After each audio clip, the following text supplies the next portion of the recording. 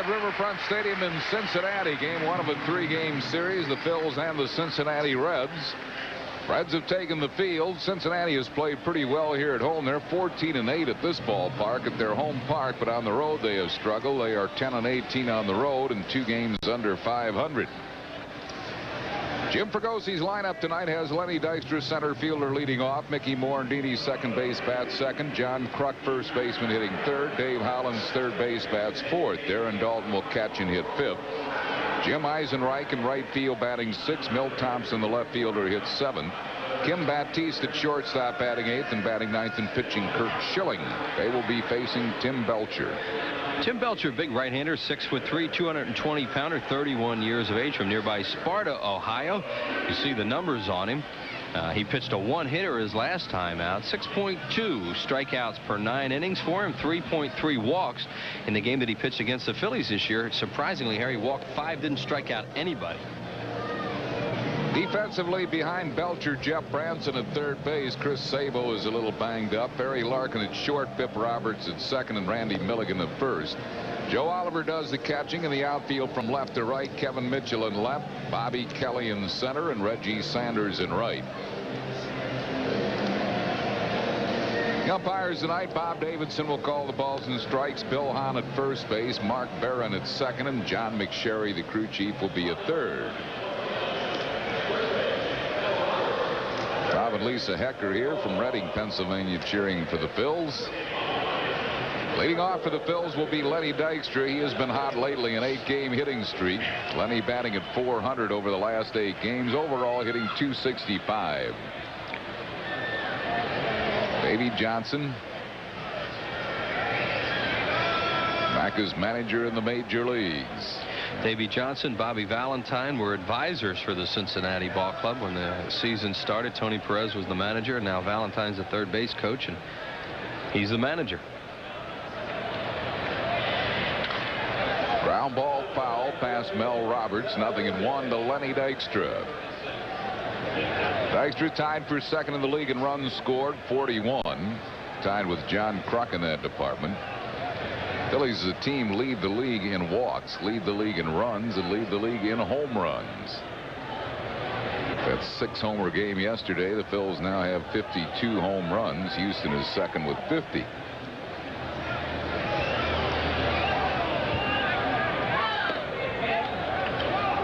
One ball and one strike to Lenny Dykstra. We're back to a little dose of reality now after being in Denver over the weekend, where that franchise is just not ready for prime time. The Reds are a good team. They have a very good lineup, and they have an excellent pitcher in Belcher on the mound tonight. Ground ball to first base. Milligan will make the play himself. Dykstra's retired, 1 down. All the teams in the East that played this afternoon lost. Montreal lost to Houston 2-1 at Houston. Dodgers beat the Cardinals at St. Louis 5-1, and the Mets beat Chicago 9-5. So the Phils at this moment are 7.5 games up in National League East. There was a rain out. San Francisco and Florida rained out. Morandini slaps it just foul down the left field line. Inches foul, 1 strike to Mickey Morandini, who's hitting at .217. Morandini hasn't played too much lately because all the left-handers the Phillies have been seeing. Duncan's been playing some second base, and as a result, Jim Fragosi thinks that Morandini's a lot stronger and quicker with the bat. The other day, he got a couple of base hits when he played. He got a hit the other night when he came into a game, and he thinks that few days where he didn't play actually helped him, even though Morandini doesn't ever want to sit down necessarily. Reds really do not play him to the opposite field like other teams do. Surprisingly, as hard as Belcher throws. I mean, other teams really shade him to the opposite field. They do a little bit, but not the way other teams do. No, and they really have the left fielder Mitchell way off the line, too, which is unusual, especially since he slapped the foul down the third baseline. Close, 1 ball and 2 strikes to Mickey Morandini.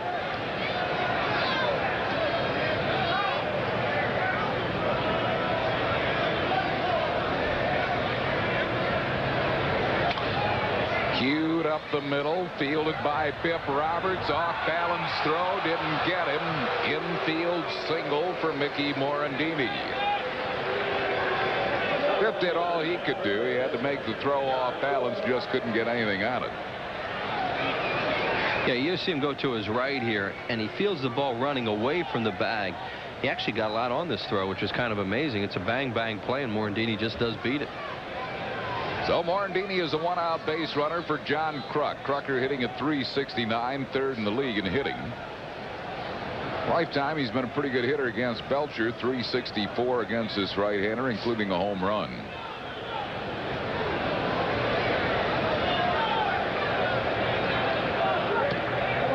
One ball and no strikes to Kruk. Phillies saw Belcher back in early April. He was throwing a lot of breaking balls, change-ups, and did not have a good fastball in that game. For Tim Belcher to pitch the way he did that night and not strike out anybody is really unusual. They say he's throwing a lot harder, and as a result, his numbers are getting a lot better. Both of his wins have been shutouts. He's tied for the league leading shutouts, along with his pitching opponent Curt Schilling tonight, with 2 of them. Doc Gooden also has 2, as does Doug Graybeck.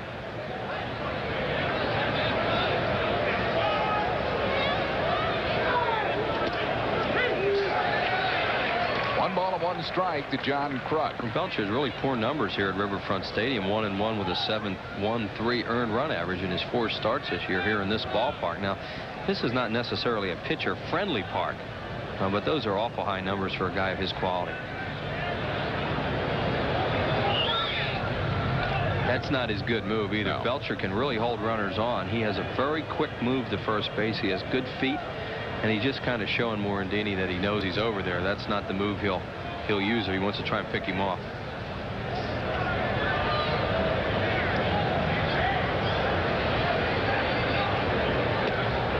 Missing 2 balls and a strike. Reds outfield isn't playing Kruk the way most outfields do either. They're playing him straight away. It looks like the Reds' philosophy is give him the lines and take away the alleys on every hitter. And they used to do that all. Remember the good teams they had in the 70s? That was always their philosophy, was to pinch the alleys. Morandini taking off, but it's fouled out of the glove of Oliver, and Mickey will have to come back. 2 balls and 2 strikes. Phillies are trying to play a little hit and run that time with a 2-1 count. Morandini running and Kruk fouling the ball straight back.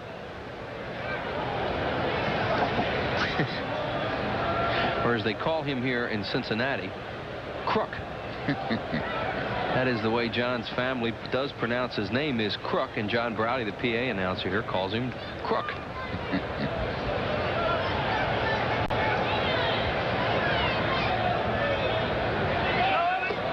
Morandini going again. Oliver's throw gets away. Mickey heading for third, and he'll reach third. Stolen base, and probably a throwing error on Joe Oliver. That's good base running by Morandini, because when the ball got away, him being a second baseman knew that Roberts was going to have to go catch it and then throw off balance if any way he got to it. Right there. Oh, that ball's dropped by Larkin. Yep. That should be an error on Larkin. And then Morandini sees it. Yep. Yeah. It is an error on Larkin, who's one of the game's best at shortstop, but fouled that one up. They'll keep the infield back. Kruk lofts a fly ball to left field. This should score the run. Mitchell makes the catch. Here comes Morandini. The throw by Mitchell will be late. Phil's lead 1-0. Sacrifice fly by John Kruk. He knocks in his 31st. And the Phillies continue to produce runs. You see the reception for Morandini, led by tonight's starting pitcher Curt Schilling. Also as Kruk comes back. I mean, they get a runner to the third base, and they get the fly ball that they need. Morandini is 5 for 5 in the stolen base department now. And the batter will be Dave Hollins. Hollins hitting at .306, tied for second in the league in RBIs with 43. 7th in the league in runs scored.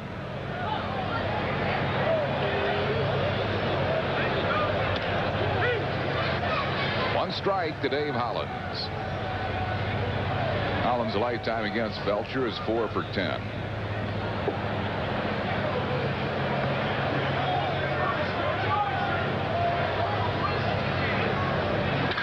Ground ball hit to Pip Roberts. He has it and throws. Hollins retired. But the Phils sneak a run the first, getting a run on one hit. One costly Cincinnati error, and nobody left after one half. Phils won. Reds coming to bat.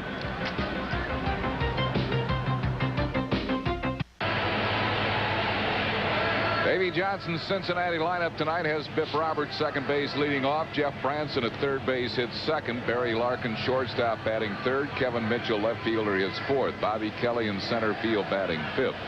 Randy Milligan first base hits sixth. Reggie Sanders in right field batting seventh. Joe Oliver catching hitting eighth and batting ninth and pitching Tim Belcher. They're facing Curt Schilling. Schilling is 6'4". He's 215 pounds, 26 years of age, number 2 pick by the Red Sox back in 1986.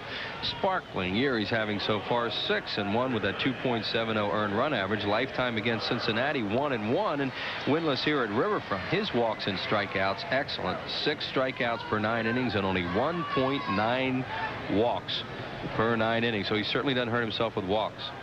Dave Hollins at third. Behind him at shortstop, Kim Baptiste, Mickey Morandini at second, and John Kruk at first. Aaron Dalton doing the catching again. And in the outfield, Milt Thompson in left, Lenny Dykstra in center, and Jim Eisenreich in right. Biff Roberts leads it off. Biff hitting at .237. 1 ball and no strikes. Cincinnati Reds with those old style Reds uniforms that they're wearing here at home this year. The old Ted Kluszewski look. 2 balls and no strikes to Biff Roberts. Biff batting better left-handed than right. .276 left-handed, .172 right-handed.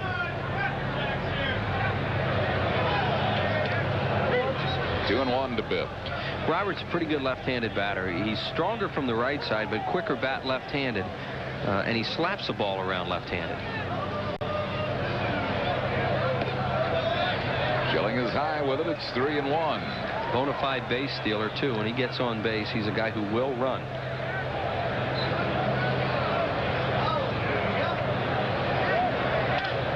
Fouls it out of play. It's a full count to Biff Roberts.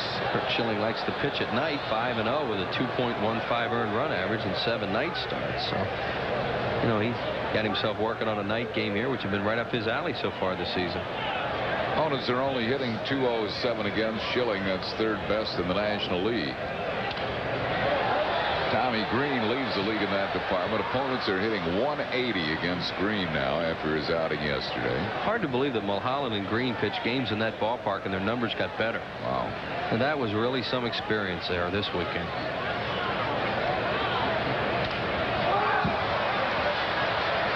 This another foul down the first base side. Still 3-2 to Biff Roberts. There's T to Green, Danny Jackson, and Mark Davis. Line drive. That's a hit to left field. Thompson has it on one hop, and Biff Roberts, the leadoff base runner. As Chris mentioned, he'll steal. He's 16 out of 19 in the stolen base department. As I mentioned, he just likes to slap the ball around left-handed. He fouled off some pitches from Schilling, then got a ball away and gets himself a line drive base hit. He's become a pretty good little left-handed hitter. Jeff Branson, the third baseman, is hitting at .385. Hasn't had that much of an opportunity to play. Used primarily as a pinch hitter, but Chris Sabo is out. Back problem. Branson playing third today. 1 strike to him. After Branson, all right-handed batters in the Cincinnati Reds lineup. They are one of the more right-handed teams in the league. One of their big problems is that Hal Morris has been out all year. They expect him back in about a week, and he'll really help their balance in their lineup. No question. We saw him taking BP tonight. He was swinging the bat pretty good. I thought he was going to be activated tonight watching him. Foul it back, 0-2. Yeah, it didn't look like there was anything wrong with him. What they told us, Harry, is that he's going to go out on a rehab like most players do nowadays. They'll go out and play for a couple games, and then they'll get him back here. But they really miss Hal Morris. He got hurt in a freak accident at the end of spring training in a fight.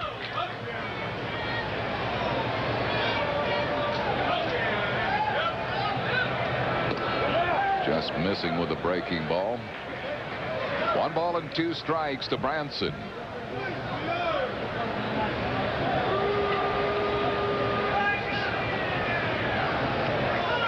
Biff Roberts at first. Nobody out here in the bottom of the first. Phil's lead 1-0.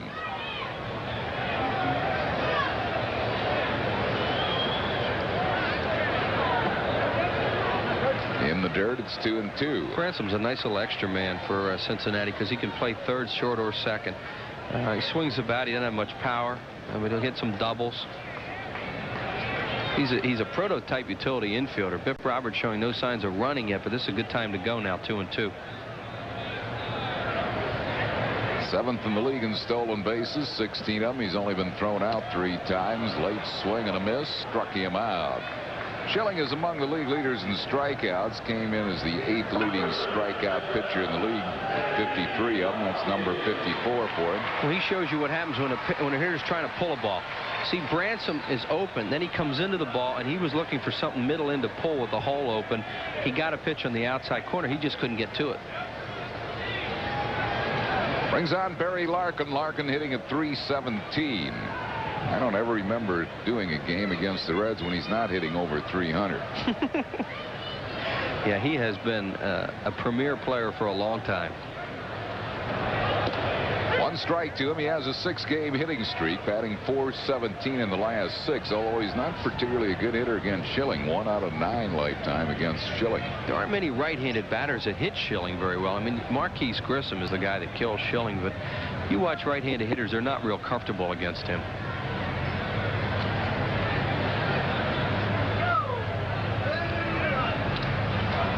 It straight back. No balls and 2 strikes to Larkin. Phillies like to think they can get Larkin out up, just the way you saw that pitch then. You get him out down and away, or you can get him to chase balls up in the strike zone when you get ahead of him.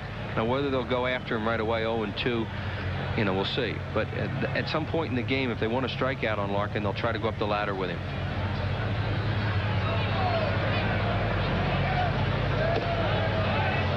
Up and in for a ball. 1 ball and 2 strikes.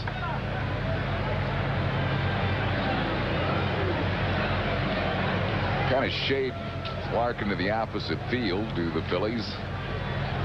The Schilling pitching, a hard baller. They expect him to be a little late.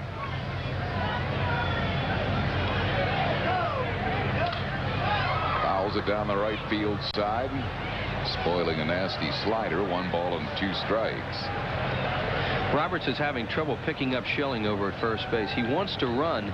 Schilling has a good move over there, but he's also gotten very deceptive the way he goes to home plate, and he does a good job of holding runners on. He varies his move too. He'll hold the ball sometimes. He'll quick pitch. He's gotten a lot better at it.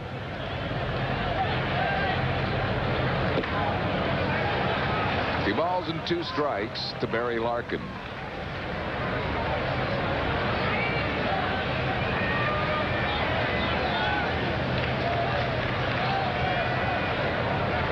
Kevin Mitchell waits on deck.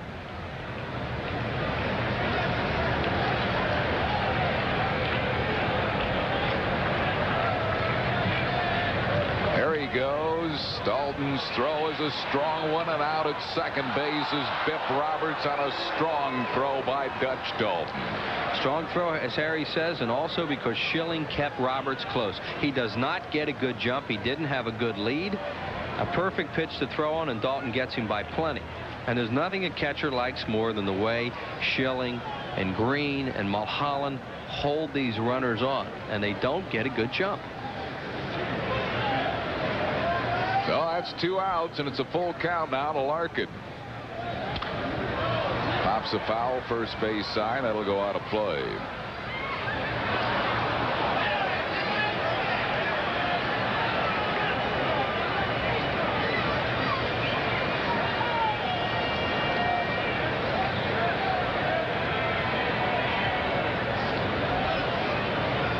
Still 3-2 to Larkin with 2 outs and no base runners. Phil's lead 1-0. Line drive over the head of the leaping Nicky Morandini. Base hit. So Larkin is a 2-out base runner. Throw out stealing a big play for Schilling here in the first. The batter will be Kevin Mitchell. He stayed away from him for the most part. Schilling throws a fastball. He was trying to get that ball on the outside part of the plate. He got it down the middle more than he wanted. And Morandini gives it an effort. No chance. Mitchell batting at .348. 6 home runs. He's knocked in 29. Takes it right there for a strike. He's been hurt a lot throughout his career, out with a sore elbow the last 3 games. Mitchell, when he plays, is still very, very dangerous, but they never know when he's going to be able to play. That's a problem with him. A little bit wide, 1 ball and 1 strike. Looks like he's also put on a little weight. Yeah, really.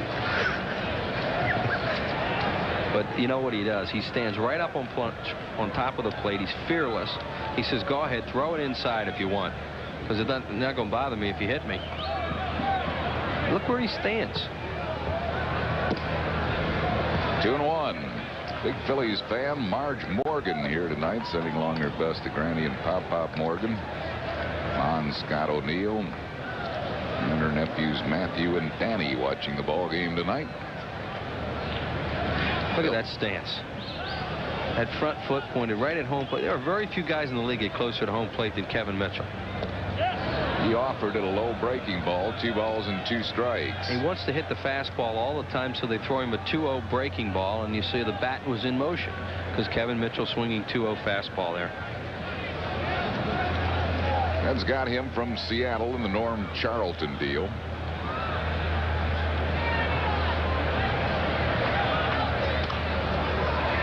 Jammed him with a fastball. It's foul back, still 2-2. Birthday wishes tonight to Jack Brandley, Pocono Pines, recovering from some surgery. He's 64. And also happy birthday to Shorty Maurer of Lancaster, 79. 2 balls and 2 strikes to Kevin Mitchell.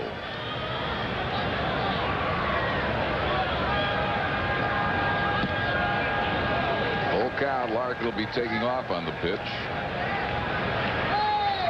Larkin hasn't shown any indication to steal, although he's a base stealer too. He's 11 out of 12 this year. Schilling not sharp here in the first inning. He's run 3 3-ball counts now, and so far he hasn't gotten hurt.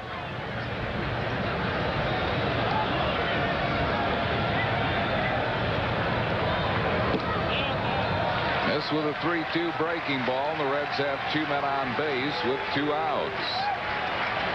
It'll bring up Bobby Kelly. Kelly hitting at 307.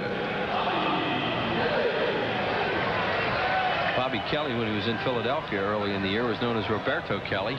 And then right after he left town, when everybody started calling him Bobby. Thrown a lot of pitches already here in the first inning. Dalton's throw out of Bip Roberts, a big play for Curt.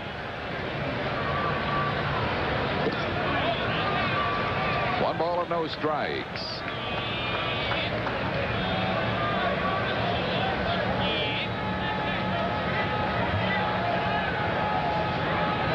Barry Larkin at second, Kevin Mitchell at first with 2 down.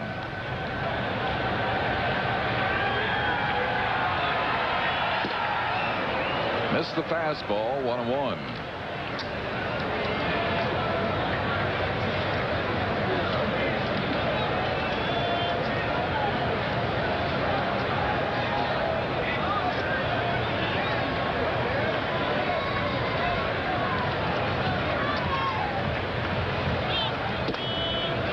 Fastball inside.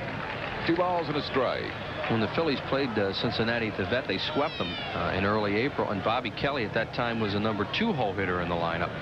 Now he's down here in the 5 hole, which is more of an RBI spot.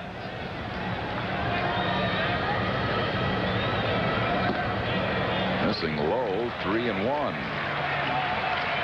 Schilling was among the top 10 in the National League in walks per 9 innings, just 1.9 per 9, but he has struggled with his control here in the first inning, surprisingly. Yep, 4th time now he's had 3 balls on a batter as Milligan waits on deck, and he walks a lot.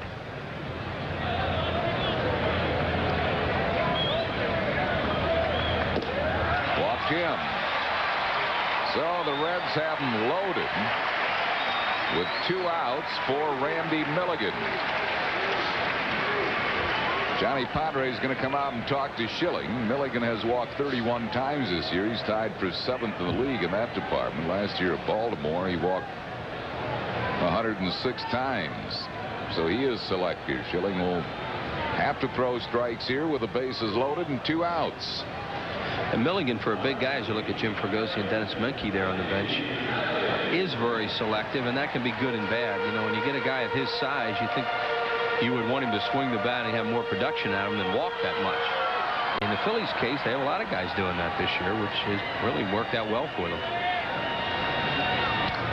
Fouls it back and out of play just beneath us.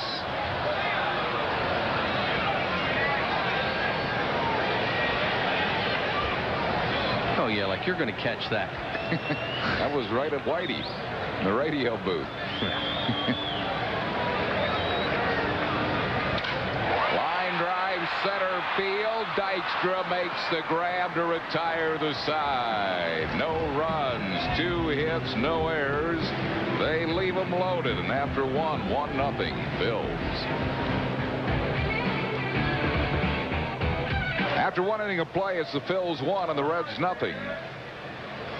Upcoming Phillies telecasts include tomorrow night's game on PHL 17 and Wednesday night's game on Sports Channel. Both games start at 7:30. Aaron Dalton leads off for the Phils. Dutch hitting at .248. That's not the important stat for him. 45 RBIs. Leads the league in runs batted in. Tied for 4th in the league in runs scored. Leads the league in walks. 3rd in slugging percentage.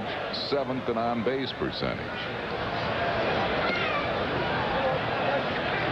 Other than that, he's only caught 29 straight games. This is number 30. I mean, he's really not earning his money this year, is he? Wow. And he will get a day off Wednesday against John Smiley. Fergosi said that he's not going to play him Wednesday. At least that's what he told me yesterday. And I think Dalton will probably go along with that. That'll give him 2 full days with the off day on Thursday. Phillies home on Friday night against those Rockies. 2 balls and a strike to Aaron Dalton.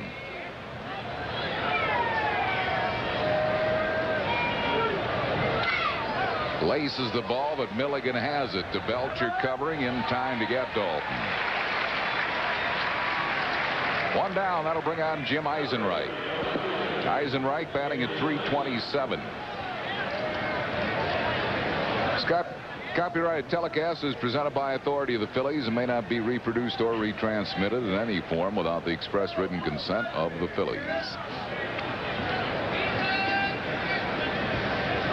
Like to play left-hand hitters against Belcher.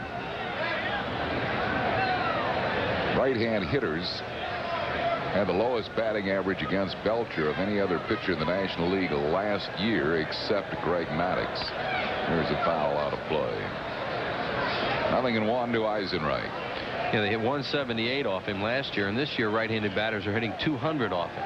So that Harry's point is well taken there, that you'd rather bat left-handed hitters against this guy if you can.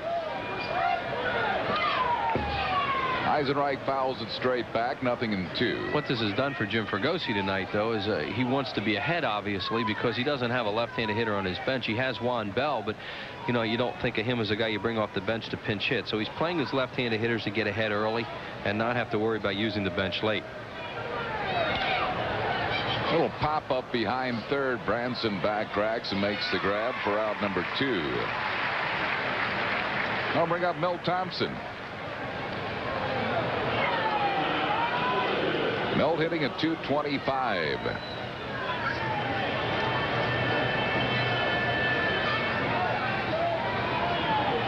Danny Jackson will pitch tomorrow night for the Phillies against Jose Rijo, and on Wednesday it'll be Ben Rivera and John Smiley. Grounded foul. There's a right-hander surrounded by 2 left-handers. That has to be some experience. Chris Greeny will get his words in. Bouncing ball, top to first baseman Milligan, and in his way was Biff Roberts, and the ball gets by Belcher, and Thompson heading for second. Keep going. Here's Sanders, throw safe at third base. So the Reds' gloves have hurt them tonight. The Phillies really have only had 1 hard hit ball, that by Dalton, but lead 1-0, and now have a runner at third base. That ball was kind of in no man's land. It wasn't hit hard, and either one of them could have gotten in, Milligan or Roberts. And you see Milligan collides with him right there and then throws it away. Belcher doesn't start to run after it right away, figuring the right fielder is going to come down and Sanders is going to see how long he stands there. He doesn't go after it, and Reggie Sanders is late coming after it. Milt Thompson saw that, Harry, when he made his turn at first, that Sanders was going to take a long time to get there. It'll be a 3-base error on Randy Milligan. No, they're going to give him a hit also, I guess. Yeah, they did. Give him an infield single.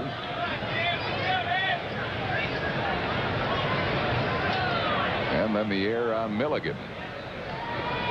1 ball and no strikes to Kim Batiste. Batiste hitting at 276. Breaking ball just missing. 2-0. I remember seeing Milligan in a game last year when he was with Baltimore. Run into the second baseman in a game at Kansas City and get knocked out and remain motionless for a long time on a play just like that. Misses the 2-0 breaking ball. 2-1. Milt Thompson at third. 2 down.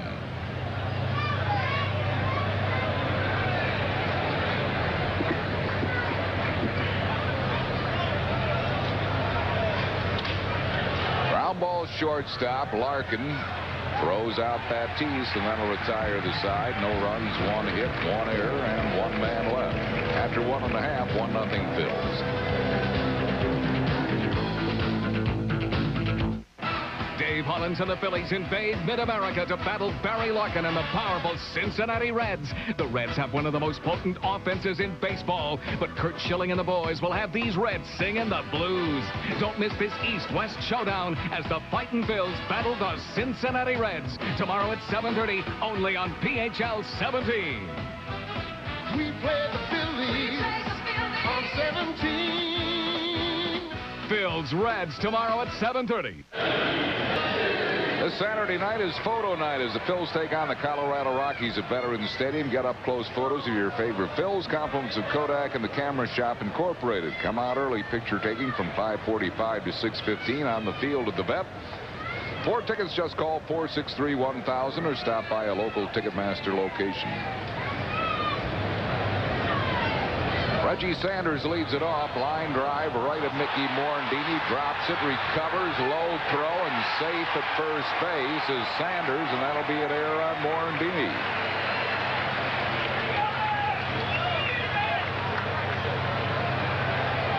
Phillies have been having a lot of trouble with their infield defense in the last couple weeks. Morandini, not a guy you expect to have too many problems, but that ball's hit right at him and might have knuckled on him a little bit, but still a ball he has to catch. And then he compounds it. He doesn't get anything on the throw, throws it low. And Sanders, who runs well, beats it. Brings on Joe Oliver. He's hitting at 235. 5 homers. He's knocked in 28. There goes Sanders. A high throw, but they've got him caught as he stopped halfway down. Now Kruk. He overruns Kruk and tagged out by Batiste. That was a weird play, but the Phillies got him. Most of the infield's about that run down. I think there's a hit and run here. At least somebody thinks there is. See him looking in the whole time, and now Oliver takes the pitch, and now the rundown begins, or whatever this was. You see the ball going back and forth. And Kruk, he's got no shot. That guy just scored a touchdown running around Kruk.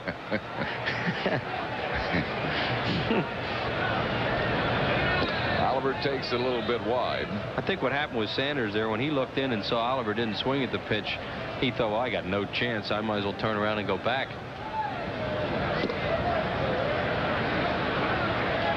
The outstealing goes 2-6-3-6. 2 balls and a strike to Oliver.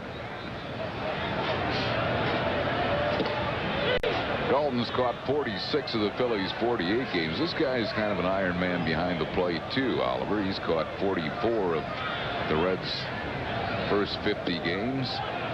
He goes down swinging for strikeout number 2 for Schilling. 2 down.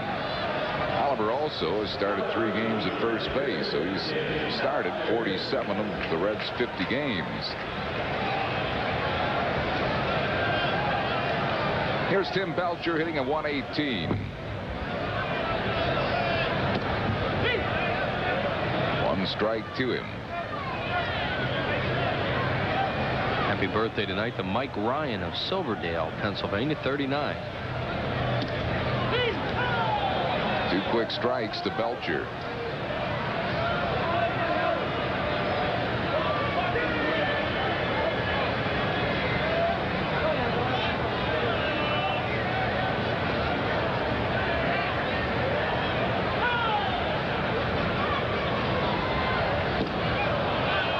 Him out. 3 strikeouts for Schilling. That'll retire the Reds in the second. No runs, no hits, 1 error, and nobody left.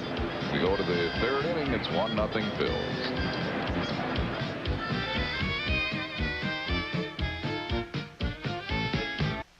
It's a really big and colorful beach towel, free for kids 14 and under, courtesy of Mellon PSFS, Sunday, June 6th at 1:35 when the Phillies play the all-new Colorado Rockies. Reserve your tickets in advance. Call 463-1000. Our trivia question tonight, and we're talking brothers tonight on our trivia question. Curt Schilling takes a strike. One brother led the American League in hitting. The other gained over 1,000 yards in an NFL season. Who are these brothers?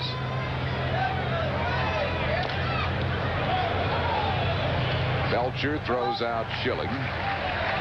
They accomplished the feat in the same year. Well, that blew that theory. In the same year? Yeah. One won the American League batting crown, and the other rushed for over 1,000 yards. Sunday, June 6th, when the Phils take on the Colorado Rockies. All youngsters 14 and under get a great beach towel featuring the Fanatic, free for all children 14 and under. Compliments of Mellon PSFS. A special day for everyone, especially the youngsters. Order your tickets by calling 463-1000 or stop by the Center City ticket office at Mellon PSFS at Broad and Chestnut.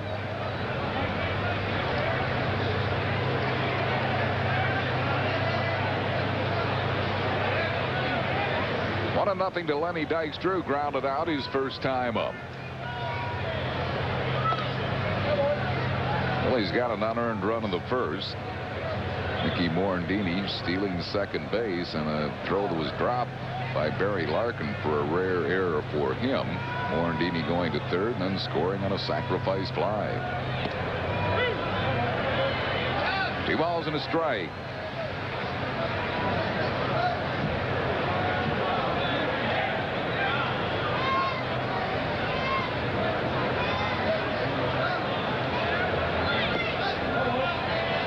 Missing 3-1. Dykstra's really been fighting his way back from a slow start, and he's reacted by hitting a lot of balls the other way. That's gotten him going. He's changed his stance just a little bit, holding his bat a little bit differently, working on a few things, and it's really helped him. Dykstra's aboard with a walk for Lenny. That's his 34th walk. He's 5th in the league in that department. And the batter will be Mickey Morandini, who got an infield single and scored the Phillies' run his first time up. You feel charitable tonight about hints? Yeah. Okay, go ahead. I'll take them. They accomplished the feat in the same season. You said that.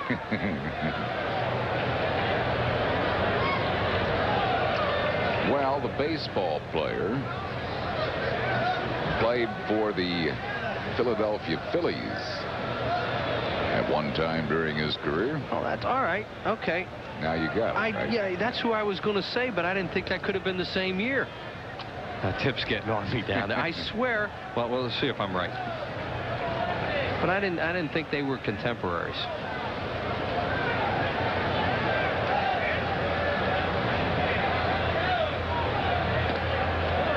Chased a high fastball, 1 strike to Morandini.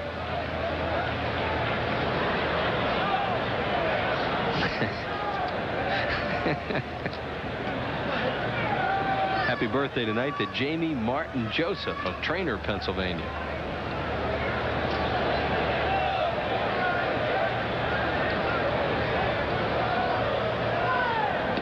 It's unseasonably chilly tonight here at Riverfront Stadium, but Belcher without the sweatshirt. You don't see starting pitchers do that too much. You know, the relievers will come in without sweatshirts because they're kind of half nuts anyway. A lot of those guys that are in the bullpen. No offense to any of the families watching, but you know what I mean. But starting pitchers normally are going to wear sleeves on chilly nights. Pitch out, nothing on. Dykstra's stolen 12 bases. He's been thrown out 4 times. Mitchell looks like he's moved over a little bit in left field from where he was in the first inning, but as Harry pointed out, there you see the defense. They still aren't overshifting Morandini the other way, which is strange off a hard thrower like Belcher.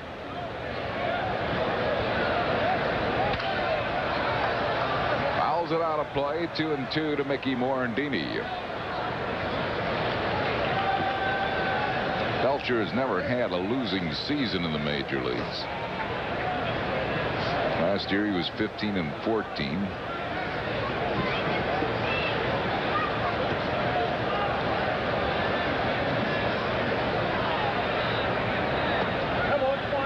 Missing with the off-speed pitch, full count. And he had Lenny Dykstra going back to first base that time. Dykstra probably will run in this situation with a 3-2 count, figuring that Morandini will make contact.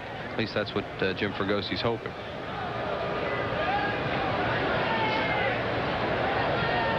There goes Lenny. Foul out of play down the left field side.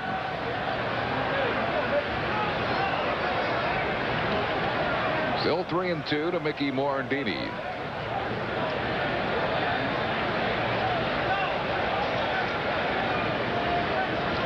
Phil's leading 1-0. We're in the 3rd.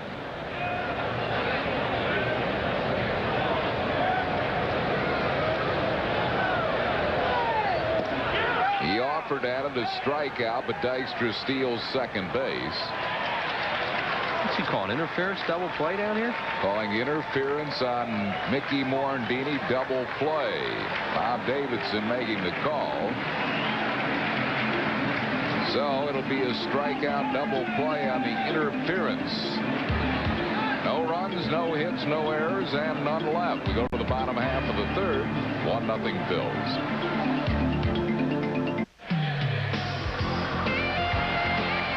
Tonight's Phillies game on PHL 17 is brought to you in part by Smooth Bush Beer and Easy Drinking Bush Light. Head for the mountains of Bush. By Pizza Hut. Call Pizza Hut delivery now and have your pizza by the 6th inning. And by Jiffy Lube, America's favorite oil change. Pip Roberts leads it off, looks at a strike. He singled his first time up. Phil's leading 1-0.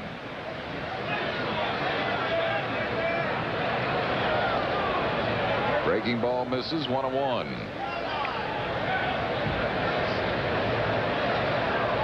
Top of this inning ended on the strikeout and the interference call on Mickey Morandini. Breaking ball missing, 2-1. Schilling threw 35 pitches in the first inning, a really high number for him. He didn't throw a whole lot of pitches in the second. It's a cool night, as Harry pointed out, so you know you won't run out of gas necessarily on a night like this because of the weather. Doesn't look like he's had real good command of his slider thus far. He's got a good fastball, which he almost always takes out there, but he does not look like he has command of his breaking ball at this point.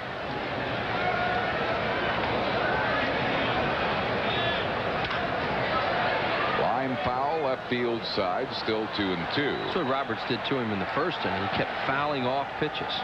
And then finally he got a line drive base hit to left field. Thompson is playing him a little more shallow in left than he did the first time. Breaking ball bouncing up there, a full count.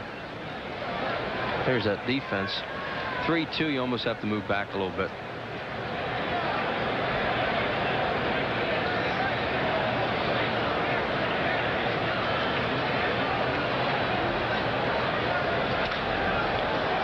Fouls this one out of play. Bipp, a pesky little hitter.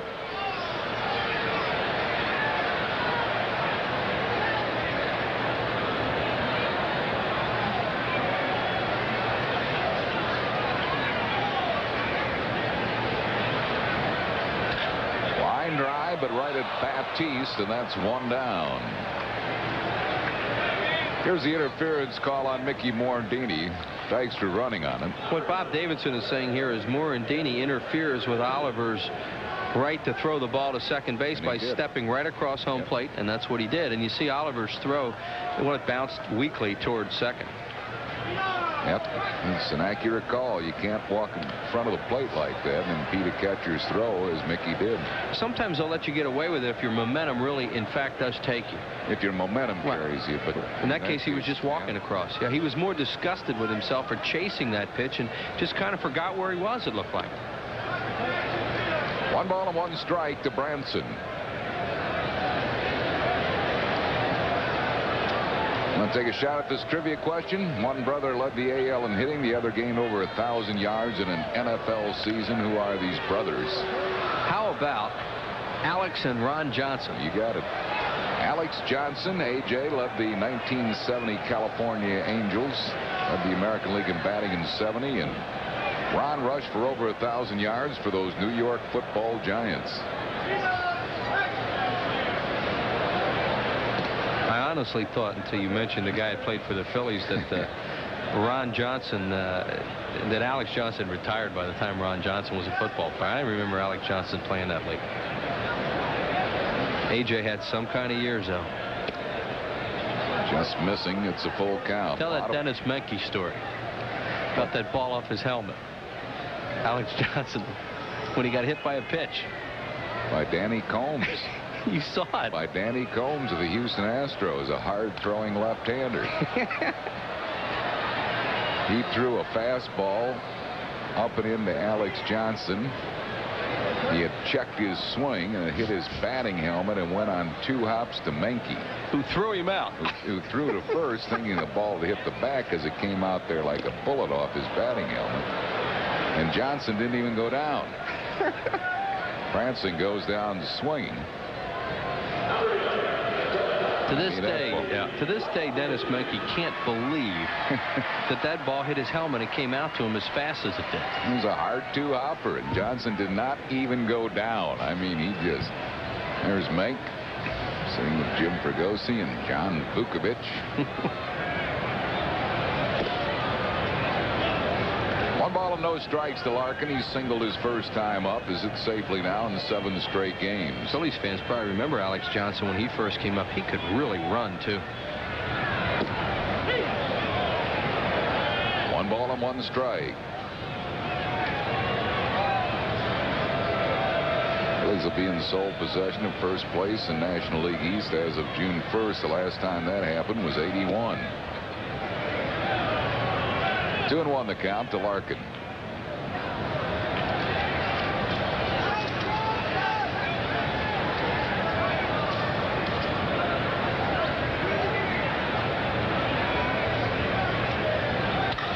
Hard ground base hit center field.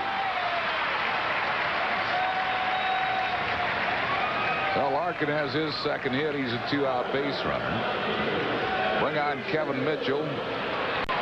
And Schilling will have to watch Larkin. He's stolen 11 bases out of 12 attempts.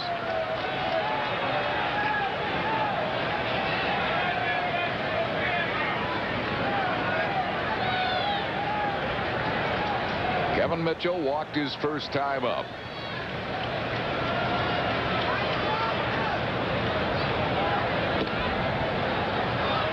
Missing with the slider.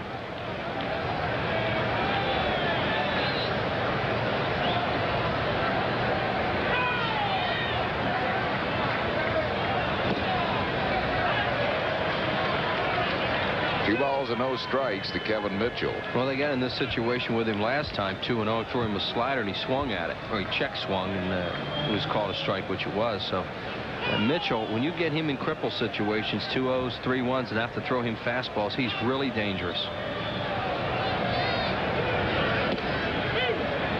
Slider. Yep. And Mitchell didn't offer at it that time. I mean, it's almost like he saw it out of his hand and knew it was a breaking ball and he was going to take it. But they did not give in and throw him a 2-0 fastball. 2-1 to Kevin Mitchell. He had a rip at that pitch. Good pitch, though, Harry. Darren Daulton set up inside, threw him a fastball on his hands. Mitchell almost dares you to come inside where he stands on the plate. Schilling's one of those guys. He can get a ball inside because he has velocity. But guys that try to get inside on Mitchell and lack a little bit of velocity, boy, he fires that hip out and he'll hit it out of the ballpark. But you don't want to do it too often to him. bouncing the breaking ball up there, blocked nicely by Dalton. It's a full count. Doesn't have a real good feel on his slider, as you said last inning. You know, he seems to be struggling with that pitch, and he tried to throw a perfect one then as Johnny Padres looks on, and by trying to throw the perfect one, he kind of squeezed it a little bit and it bounced.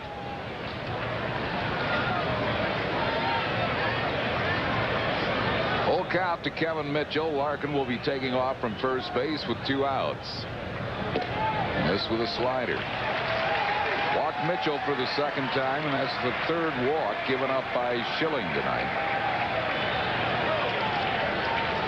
2 men on base with 2 outs, and the batter will be Bobby Kelly. He walked his first time up.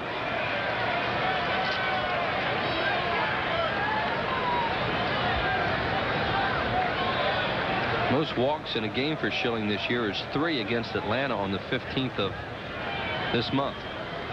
So he's equaled that. Yeah. We're in the 3rd. Got the call on that slider. 1 strike.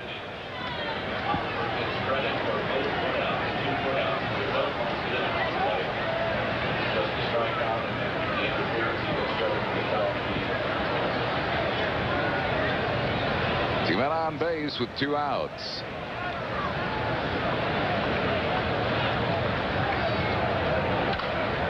Foul out of play. 71 pitches thrown by Curt Schilling already. We're just in the 3rd. That's a lot. Phillies have had a lot of complete games lately, and their pitchers have been pitching, you know, a large number of innings. They're starters, but you get that high now this early in a game, and Johnny Padres and Jim Fregosi know that a complete game is probably not going to be likely tonight.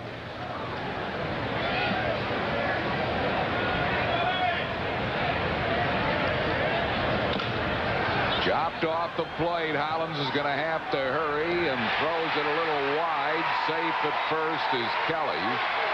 And the bases are loaded again with Reds.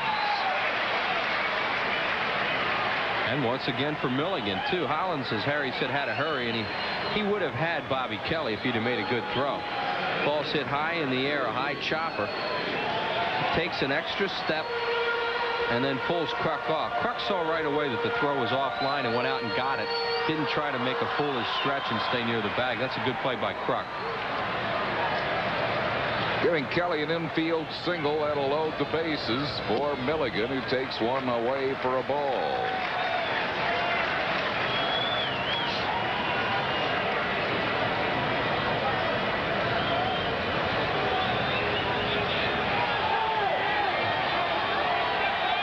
Larkin broke then, and Schilling almost balked, but he wasn't on the rubber at that point.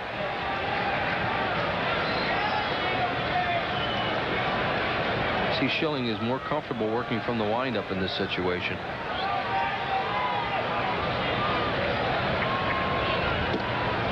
One ball and 1 strike to Milligan. He lined out with the bases loaded his first time up. The shot we had of Davy Johnson probably meant that he had been yelling out that he had balked.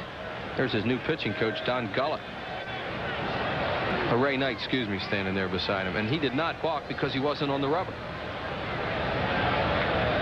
Breaking ball, base hit, left field. Larkin scores. Here comes Mitchell. The throw to the plate is late. He scores.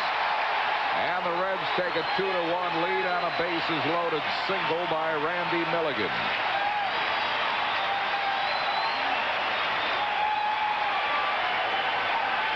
Now Johnny Padres is out of the dugout. I think Bob Davidson must have thrown him out of the game. Here comes Fregosi out, too.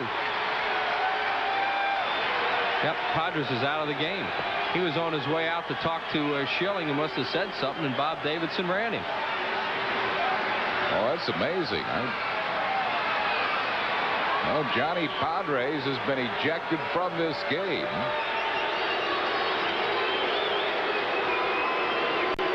First time for Padres this year. Yeah. Fergosi's going to continue the trip to the mound. Padres have been doing a little yelling about some pitches from the dugout, but I don't think Schilling's been that sharp, you know, to really blame Bob Davidson. Now, sooner or later, Schilling was going to get hurt. Milligan lined out the first time up with the bases loaded. Now, base hit in the hole to left field, 2-run score.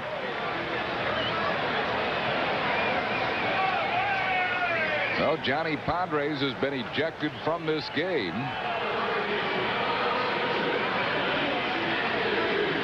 I really haven't felt like Davidson's been pinching him that much. No. I don't think Schilling's been sharp tonight at all, but Padres, really sticks up for his pitchers. Here's Reggie Sanders. He was safe on an error his first time up.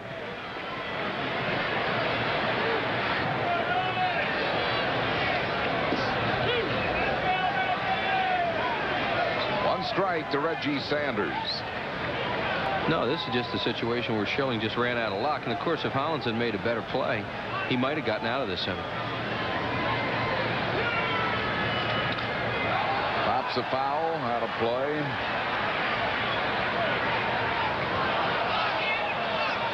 No balls and 2 strikes to Reggie Sanders.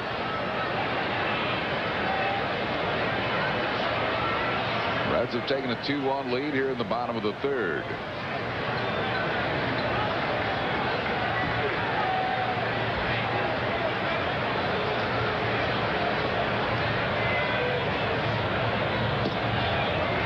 Just missed with the breaking ball, 1-2. Schilling's averaging 8 innings per start this year. That's how good he's been, and this is one of the few really struggling efforts he's had this season.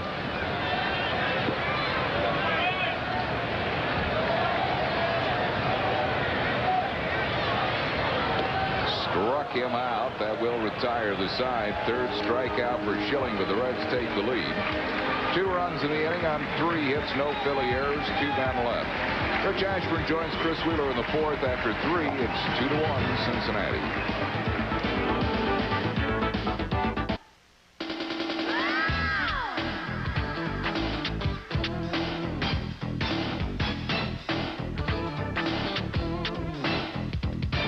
Make a note to make history when the Colorado Rockies come to town for the first time.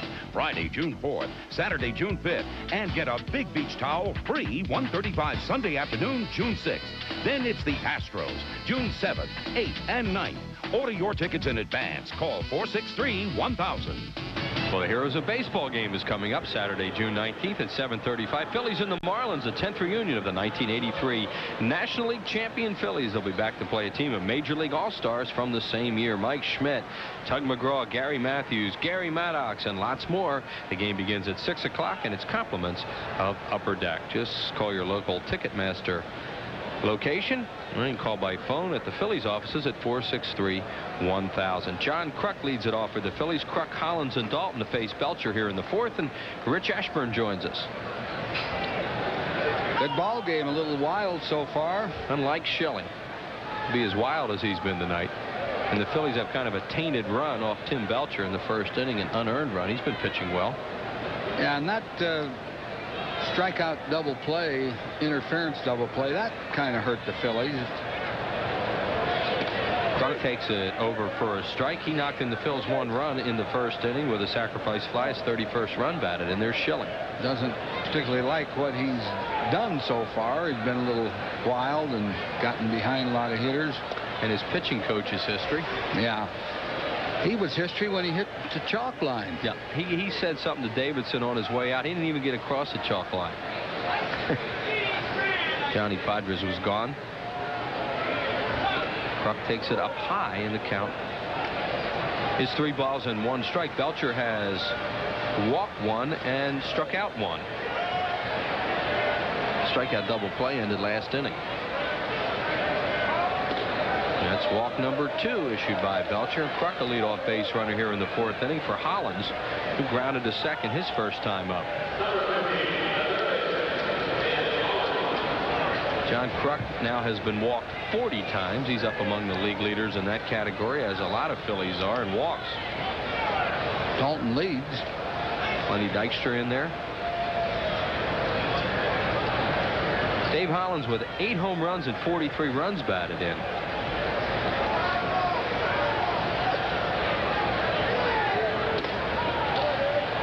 Belcher misses with a fastball, 1-0. On deck is Dalton and then Jim Eisenreich to follow.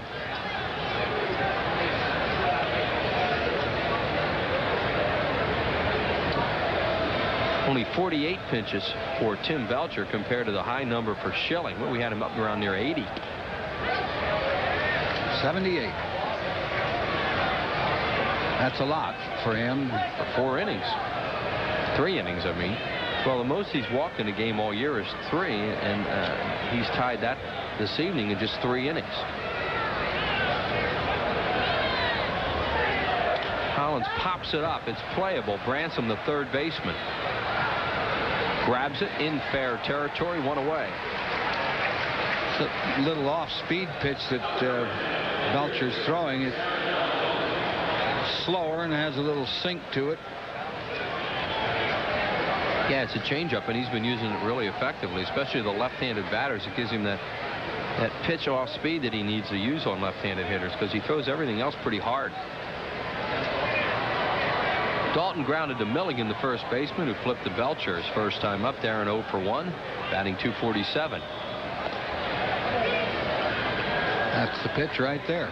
Dalton has a lifetime home run off Belcher, but he's just 5 for 26 lifetime off him with 6 runs batted in.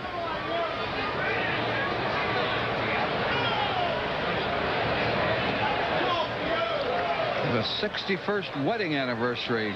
Frank and Teresa Randazzo in Oakland, New Jersey. Oakland, New Jersey.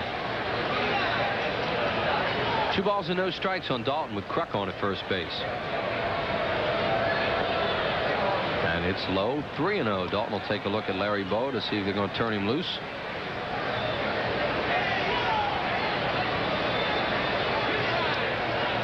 There's Bowa, went through the signs. Touch has been hot. He might turn him loose. He takes it low. Ball 4.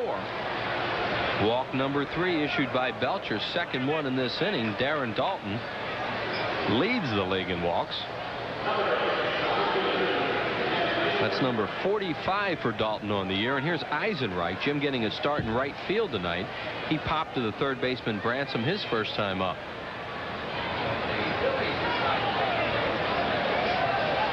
Bransom playing third tonight because Chris Sabo's bothered with a sore back.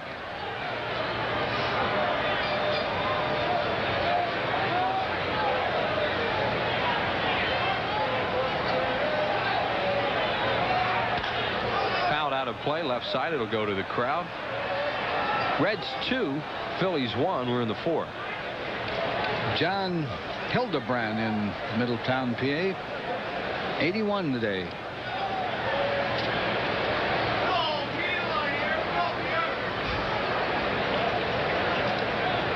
No balls and a strike on Eisenreich. Kruk at second, Dalton at first. Line drive off the glove of Larkin. A late start for Kruk, and they'll have to hold him at third. Larkin almost made a spectacular grab on that play, so the Phillies have him loaded with 1 out for Milt Thompson. Yeah, nothing Kruk could do about that. I think Larkin even may have put a little leather on it. Kruk just couldn't risk the line drive double play. Here's the base hit. It's right off the end of the bat. A cue shot just ticked it. Yeah, and as you say, I mean, Kruk has to stay there. He doesn't want to get doubled off second. So they're loaded for Thompson, who got an infield hit his first time up and went all the way to third on an error by Milligan, the first baseman, and he fouls it away. They pitch Thompson high fastballs most of the time. Try to get him in on him. And he likes to swing at that pitch. Once in a while he hits it. Most of the time he hits it to the opposite field. Milt has 16 runs batted in on the year. And he gets jammed and fouls it right into the Phillies dugout. So Belcher gets ahead of him 0-2. Bases loaded, 1 out, 2-1 in favor of Cincinnati here in the 4th inning. On deck is Kim Baptiste.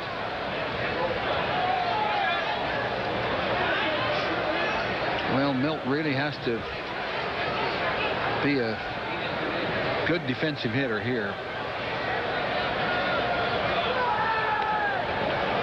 Keeps working him in. Well, Thompson likes a ball away, as you're talking about. I mean, he's a guy, he likes a ball away to take to left field, and the other pitch he'll take back through the middle if he gets it in the middle of the plate. You see the Reds set up in double play depth.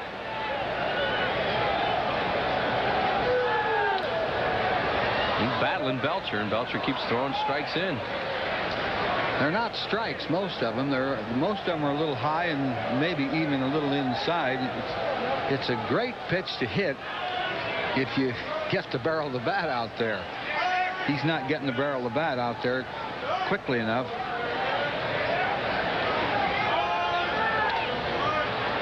To Milligan, see if they can get two. Unlikely on Thompson. The Phillies will tie the game as Kruk scores on the 3-6 fielder's choice. Thompson with his 17th run batted in on the year, and the Phillies now have runners at the corners with 2 outs. Well, to give Thompson his dues, he did put the ball in play, and he put it in play sharply to Milligan, the first baseman. And Milligan's awfully hard to double on a ground ball like that. And Milligan was playing all the way back, as you see, so he has really no shot to come home. He's got to go get the out at second, and that's all they're going to get. So here is Kim Baptiste. He grounded to shortstop his first time up. Darren Dalton now at third base, and Thompson on at first. Phillies in a 2-2 game with the Reds. Outside to Baptiste. Baptiste had a good weekend series. He's hit safely in 5 of his 6 starts that he's made at shortstop this year at a 308 clip. 5 for his last 12 coming into the game, which is a 417 clip. 0 for 1 tonight. Popped up foul out of play.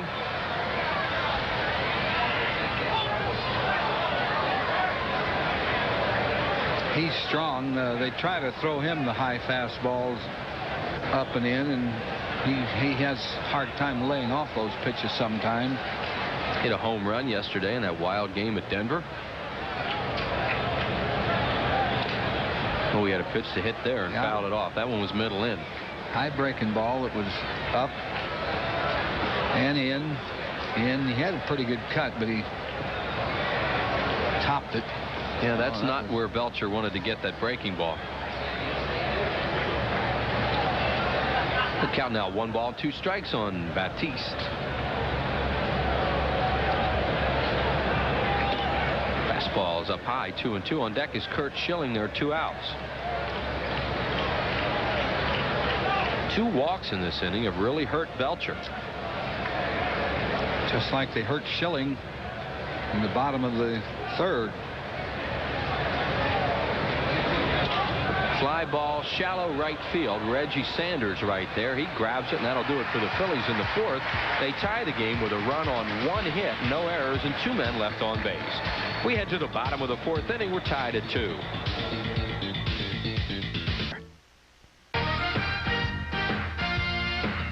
Good evening. I'm Neil Hartman with a sports break. In the American League, only 1 game still in progress. Kansas City's just scored a couple of runs at Fenway. It's 3-1 in the 4th inning. Baltimore behind Mussina's 7th win, 3-1 over Oakland this afternoon. Toronto 10, California 5-5. Blue Jay home runs in that one. Texas shut out Minnesota 1-0. New York won their 4th run this afternoon, 8-2 over Cleveland. It's 2-2. They're going to the bottom of the 4th at Riverfront. Let's send it back now to Wheels and Richie in Cincinnati.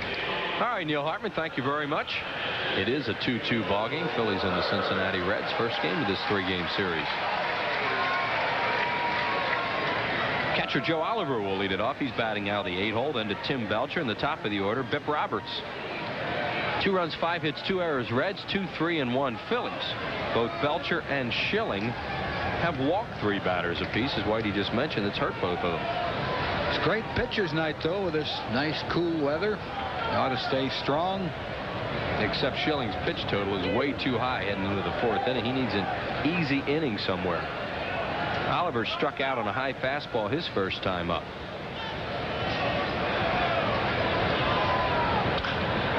Hit well to right, but Eisenreich's right there. Waits, 1 away.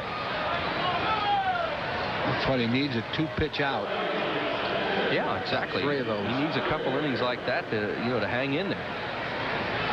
Jim Fragosi's a firm believer, and there's a certain number of nights you go out there as a starting pitcher, even when you're one of the best, and Schilling is now, where you just don't have your good stuff, and you have to pitch and battle through it. Belcher hits it on 1 hop to Morandini. That's the kind of inning we're talking about. 2 outs. 2 outs, 3 pitches.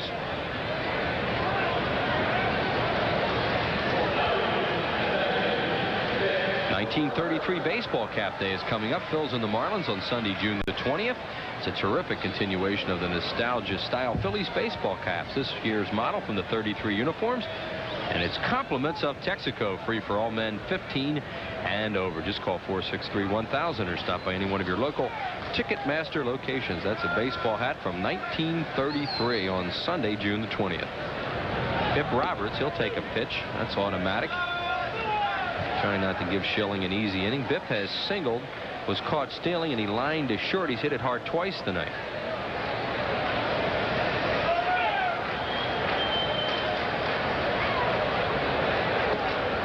Schilling has had a little trouble with his breaking ball tonight. He misses with one there, 1-1. Leon Bip Roberts, originally signed by Pittsburgh. 2-1. Schilling looks like he has a good fastball, but just doesn't have touch on his off-speed pitches.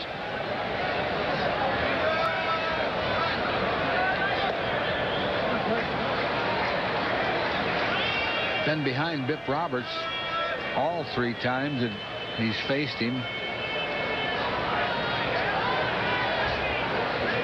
3-1 pitch on the way, and he walked him on 4 pitches. Walk number 4 issued by Schilling. That's a season high for Schilling.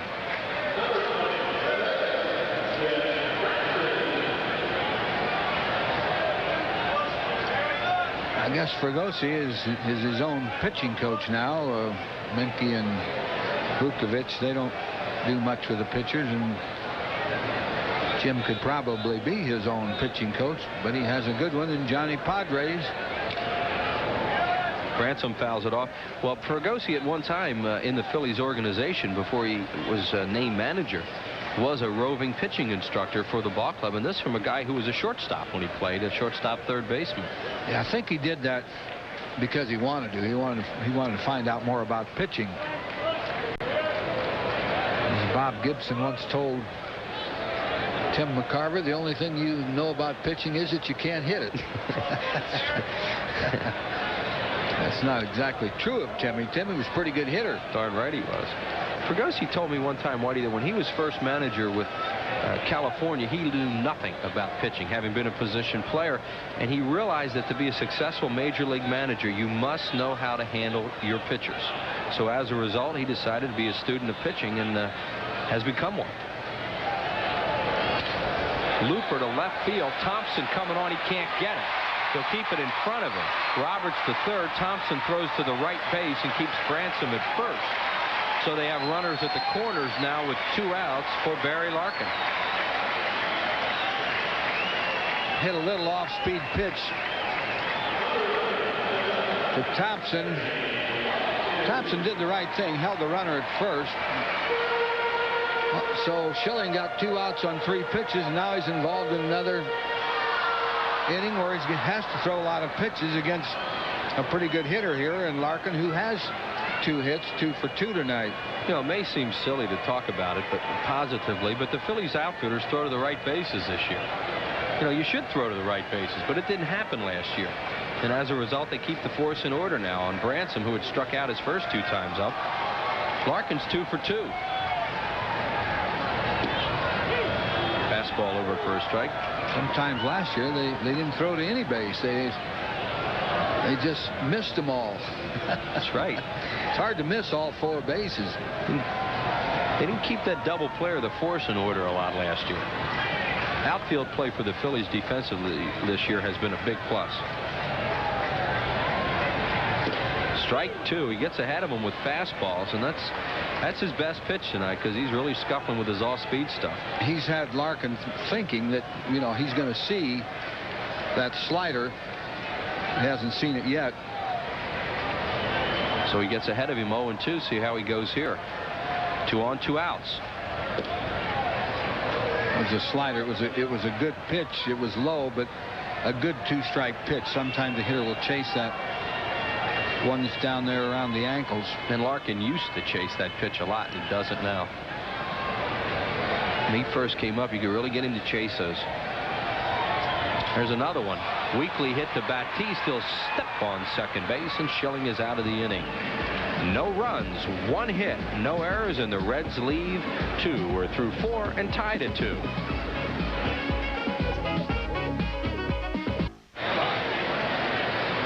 Phillies took a 1-0 lead in the first on a Morandini single. Stolen base, throwing error by the catcher. Sacrifice fly by John Kruk. Cincinnati with 2 in the third on a bases loaded 2-out single by Randy Milligan. Phillies tied it here in the fourth on a walk single, and a ground out by Milt Thompson scored the tying run. And Curt Schilling, the batter, hits a wicked foul, as he normally does the other way. He's a late swinger. Fielded out there by Reggie Sanders. The count, no balls and 2 strikes on Schilling leading off the inning. He'll be followed by Lenny Dykstra and Mickey Morandini. What he just gave you the score, 2-2. We're in the 5th. Belcher has only struck out 1 batter. That was on that weird strikeout double play in the 3rd inning that short-circuited a possible Phillies rally.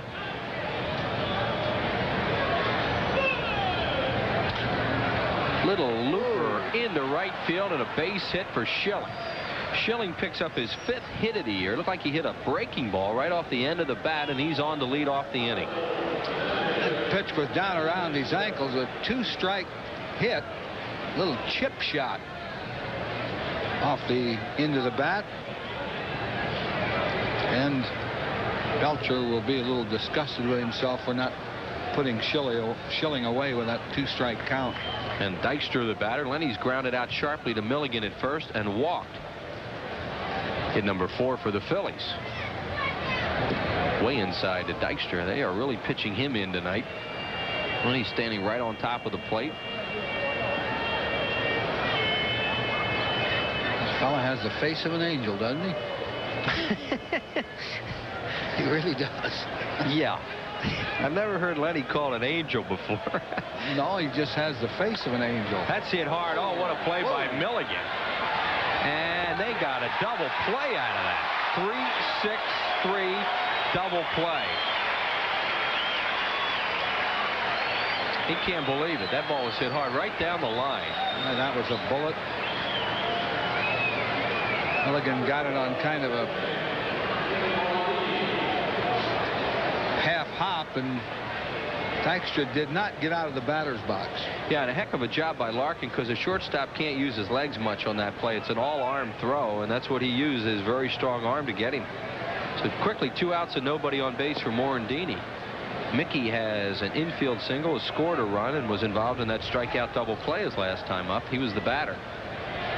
It's a real break for Belcher. You know, that could have been extra bases. Instead of double play, nobody on. And it would have been extra bases if Milligan hadn't been holding the runner on. There's Dykstra, that face of an angel. To tell him you said that, he'll like that one. Strike called on a breaking ball to Morandini. Let's pause for station identification on the Phillies television network. You're watching Phillies baseball on WPHL-TV, Philadelphia. And Morandini swings and misses at a high pitch. Strikeout number 2 for Belcher. Both on Morandini. No runs, a hit, no errors, and nobody left on base. To the bottom of the 5th, 2-2.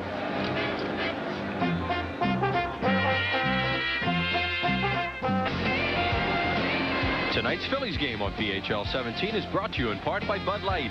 If you want great taste that won't fill you up and never let you down, make it a Bud Light. Nationwide Insurance. Nationwide is on your side. Your Nationwide Insurance agent in Morton is Christopher Lamoureux. And by your Quality Plus Ford dealers, who invite you to come in and test drive the brand new 1993 Probe.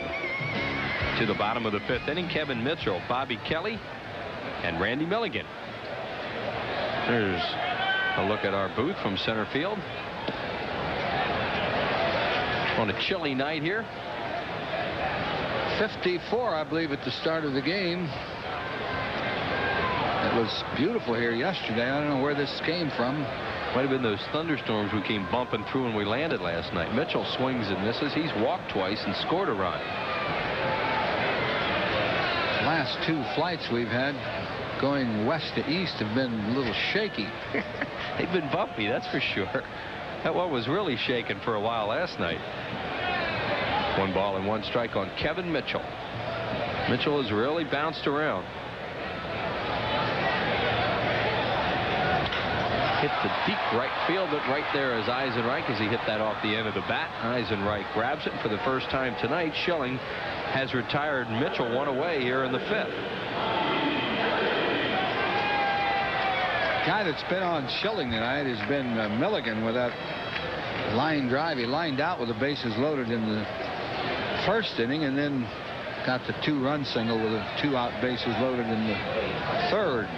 Here's Kelly, who has walked and gotten on an infield hit. Hits it high in the air in the infield to Morandini. Eisenreich comes in and Morandini stays with it, 2 down.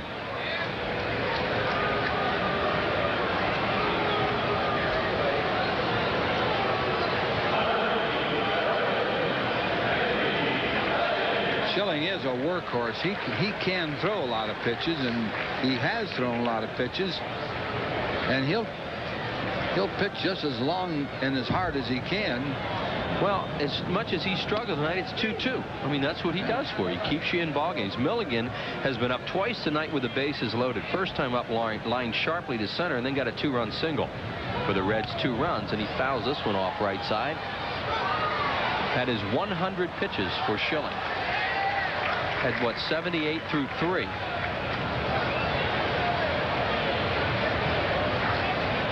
.62 strikes so far, and there's another one, and Milligan swings and misses at a breaking ball. Schilling has his first 1-2-3 inning of the night. No runs, no hits, no errors, and nobody left through 5. We're still tied at 2.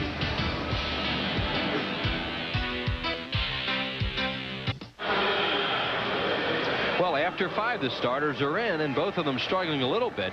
Belcher has given up 4 hits. Schilling's given up 6. Belcher tonight has walked 3 batters and struck out 2. Schilling's starting to pick it up a little bit now. He now has 6 strikeouts to go along with a season-high 4 walks in a 2-2 ball game. To the top of the 6th inning, John Kruk, Dave Hollins, and Darren Dalton for the Phillies. Kruk tonight, a perfect night. He knocked in a run with a sacrifice fly in the 1st inning, his 31st run batted in. And John walked and scored the tying run in the 4th. 2 runs, 6 hits, 2 errors. Cincinnati 2-4-1 Phillies. Fouled away left side. After the rocket ball, Whitey, we've seen the last 3 days, this is more like a normal baseball game, huh?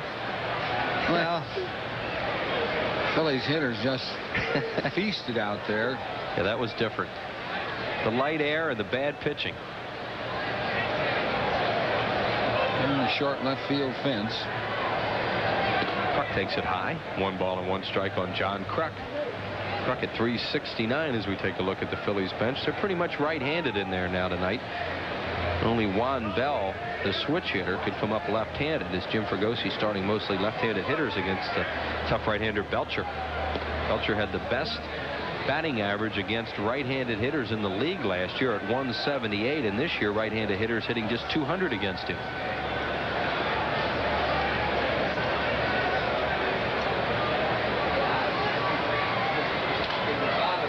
Foul back into the upper deck behind the plate, dropped by a fan that heads back down into the crowd. Tim Belcher's averaged 200+ innings his last 5 years. He's been a real workhorse. Pitching for the Dodgers for a number of years, and now over here at Cincinnati.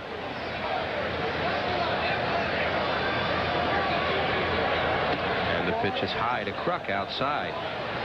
He was the first player taken by the Twins in the '83 draft. Did not sign. Then number 1 by the Yankees in January of '84, but never played for them. Pitch to Kruk. Pop-up foul out of play. Kansas City A's finally got him in compensation in February of '84 after losing Tommy Underwood to Baltimore. My friend Tom Underwood. Saw him in Florida this year. He's part of a fantasy camp for the Toronto Blue Jays.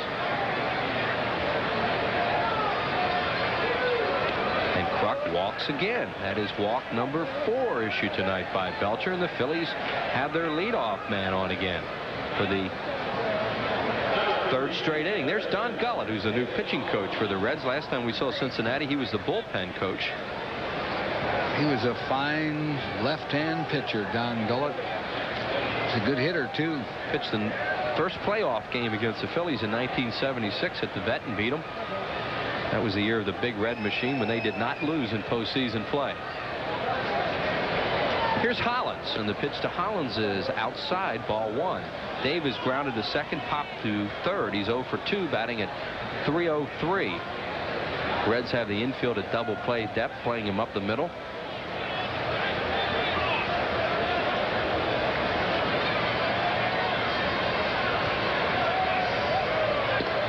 And Belcher a little out of whack in this inning, and Joe Oliver is going to go out and have a talk with him. 2-0.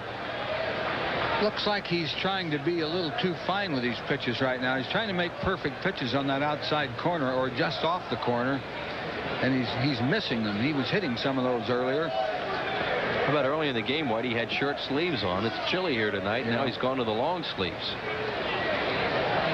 Of course, the Reds have gone back to their old uniforms, the sleeveless uniforms. Boy, a lot of great old players played at Cincinnati in those uniforms. Ted Kluszewski. Yep. Collins takes it down low, 3-0, and he looks at Boa for a sign. Klue had arms as big as my legs, and he'd wear those. He'd wear them bare. He was proud of those guns, and he should have been. Passed away a few years ago. Collins taking all the way, and it's over for a strike. Kruk a short lead off first. 3 balls and 1 strike on Hollins with Darren Dalton on deck. We're in a 2-2 game here in the 6th inning.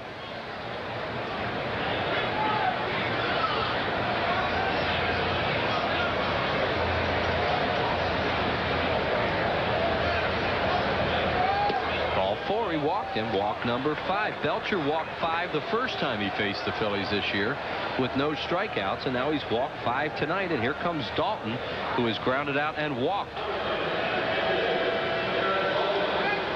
Phillies now with 205 walks as a ball club, which leads the league by a lot. Well, Dutch doesn't want to walk. He wants to hit something. He wants to move the runners, preferably with a base hit. On deck is Eisenreich. Fouled away left side. A good pitch to hit. He was just behind it. That's one of the few pitches that Belcher has come inside with. He's been mostly working the outside part. Came in on Dutch there. Kruk at second, Hollins at first. Nobody out here in the 6th inning in a 2-2 ball game. There are the base runners. Breaking ball missed low, 1-1. They're playing Dalton to pull in the outfield. Bobby Kelly shading him towards right center. There you see the center fielder. Mitchell well off the line and left. Up the middle with the shortstop Larkin.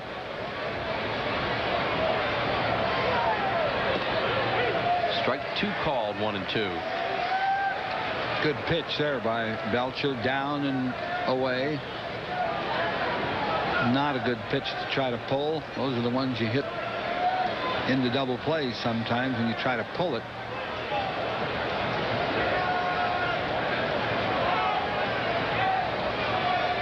Then Belcher had his sign, started into the stretch, and then decided to step off and start over again.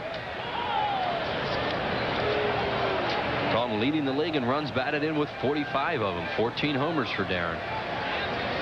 The pitch. 2-2.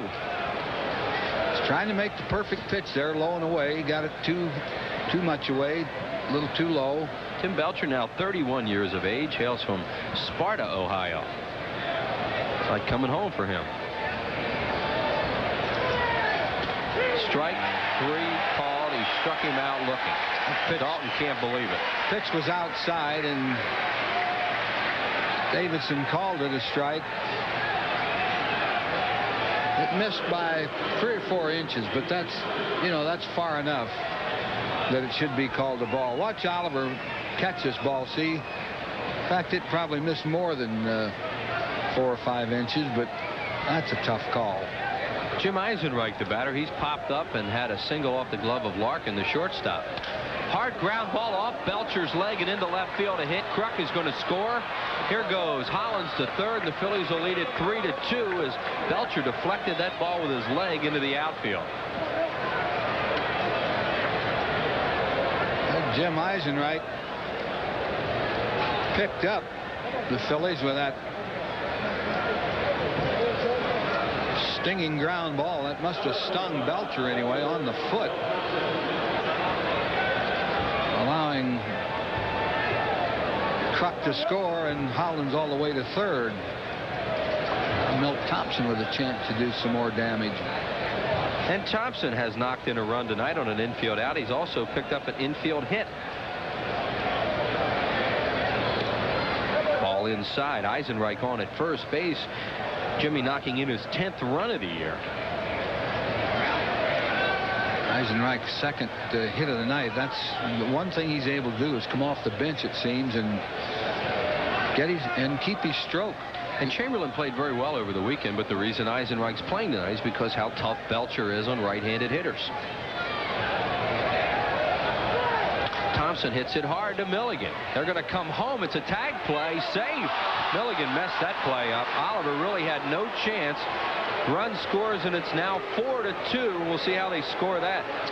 Well, that's a fielder's choice, obviously. He had an easy out at first. He even, for a split second, I think he thought about going to second. No, he didn't either. He looked all the way. He hesitated, though. Should have came up firing because he waited too long, and Hollins ran right by the play. Yeah, if you're going to come home, you got to throw right away. Once he hesitated, he was a dead duck on that play. Good base running by the Phillies. And they have 2 runs in the inning. Thompson with his 2nd run batted into the game. Here's Batiste, who hits it just off to our left and out of play. Both those walks have scored. It goes the left-hander Wickander starting to throw. Thompson will get his 2nd RBI of the game. Both of them ground balls. That's a total of 18 for him. Kevin Wickander starting to loosen as Batiste fouls it back. Wickander was acquired by Cincinnati from the Cleveland Indians on the 7th of May for a player to be named later. There's the left-hander. 6'3", 200-pounder. Davey Johnson, Ray Knight, left the golf tour to take this job. Saw Nancy Lopez at the hotel today. Fouled away. Came walking through the lobby with 2 golf bags. Carrying her own bag? No. She wasn't carrying her own bags. Now that her husband's not her caddy anymore. She was in that skins contest yesterday. I think she won about $110,000. $110,000. Yep, there's Ray Knight. Won all that on the first day. Yep. Coming home. I did good, honey. Good to see you. 1 ball, 2 strikes. Curt Schilling waiting on deck. Phillies with a couple runs in the inning, and they lead it now 4-2.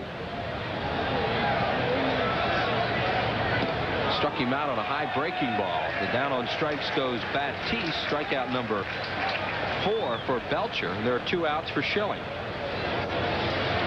Well, the Phillies return to face the Colorado Rockies. You want to be around to see those Rockies come into town on Friday, June the 4th. Then photo night Saturday, June 5th. Beach Towel Day on Sunday, June 6th. Then the Houston Astros there in contention in the National League West. They'll be in for 3 night games Monday, Tuesday, and Wednesday. Those games begin at 7:35. Call 463-1000 for your tickets. Schilling has a base hit tonight and 2 at-bats, and he swings and misses.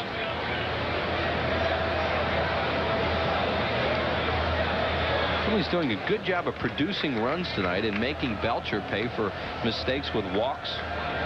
It's a bad defense. There's 1 foul just below us.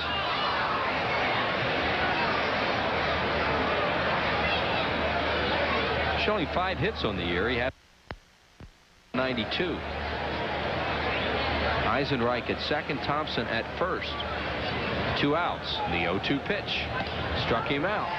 Phillies are out in the inning, but they pick up 2 runs to break the tie. 2 runs on just 1 hit. No errors, and they'll leave 2. To the bottom of the 6th inning. Phillies 4 and the Reds 2.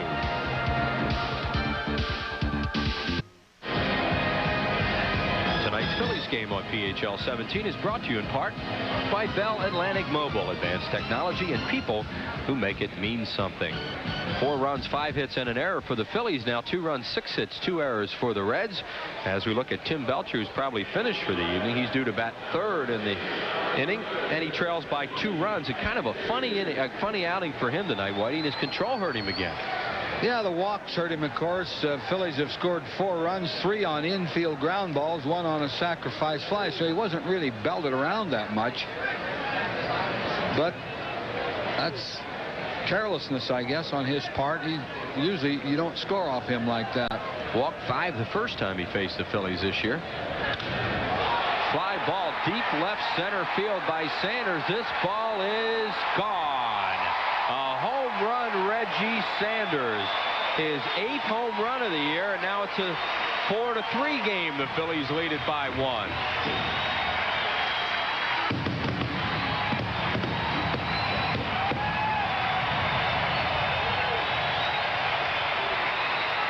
I tell you, this kid has power. He can jerk a ball like that. He doesn't always look good at the plate, but he hit a high fastball and he nailed it. Did he ever nail it? See if that keeps Belcher in the game. Now they're only down by 1 of the Reds. Joe Oliver, who struck out and flied out. Sanders had been 0 for 2. Up the middle. Morandini has time to get Oliver, and he got him. Good play by Morandini with a catcher running. And there's 1 down. And here comes Belcher. There's a time when guys who can't run say, boy, there's the ball that Sanders hit. That was up there around the letters, and he really turned on it. But Oliver, how many times has he said, if I just had one more step? See, you went through your whole career not having to say that, so you can empathize with those kind of guys. Well, it's hard to say whether Belcher was going to leave the game or not. We thought he was with down by 2, but now down by just 1. He stays in. Yeah, I think that run made the difference. Davey Johnson will do that. He's just taken over this club a week ago today. Well, you got to show confidence in your starters because they're the pitchers that get you to places. Fregosi does that with his starters, that's for sure. 1 ball and 2 strikes now on Belcher with Bip Roberts on deck.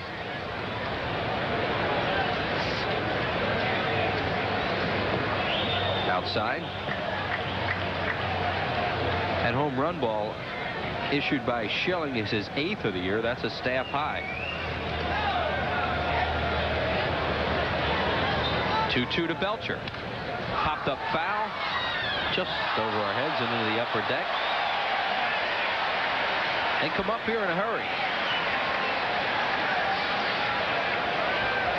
Here we look at the bench. Reggie Sanders there in the middle next to Oliver.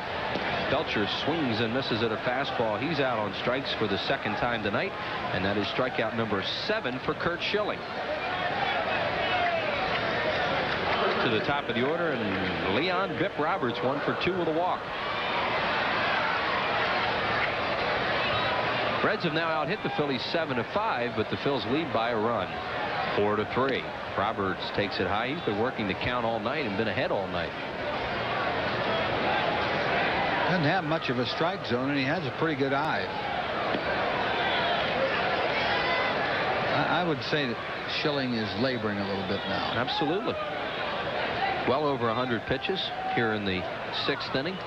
This is one of those hang-in-there games for him. That's why he's a good pitcher, though. Fly ball left field, playable for Thompson near the line. Waits, grabs it, and that'll do it. In the 6th inning, a run on 1 hit. Reggie Sanders homer. No run or no errors and nobody left on base. Harry Callis back to join Whitey for play-by-play in the 7th. The score: the Phillies 4 and the Reds 3.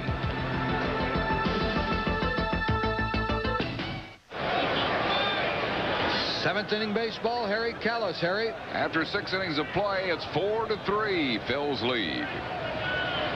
Tomorrow at 6:30, Al accidentally shoots the neighbor's dog on Married with Children, only on PHL 17. Lenny Dykstra leads it off. Dykstra's grounded out, walked, and grounded into a double play.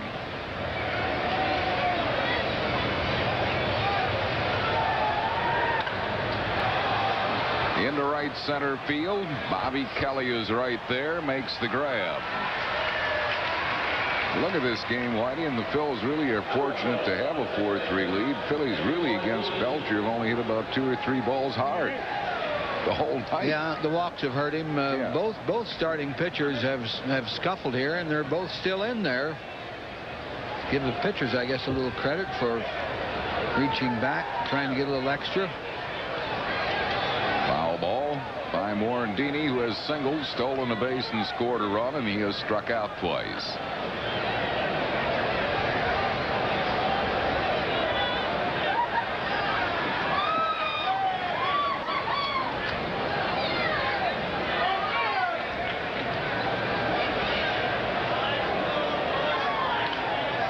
Fouls it out of play. 0-2.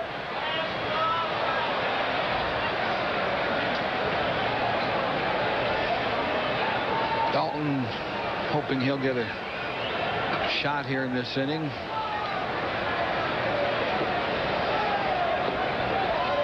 One ball and 2 strikes.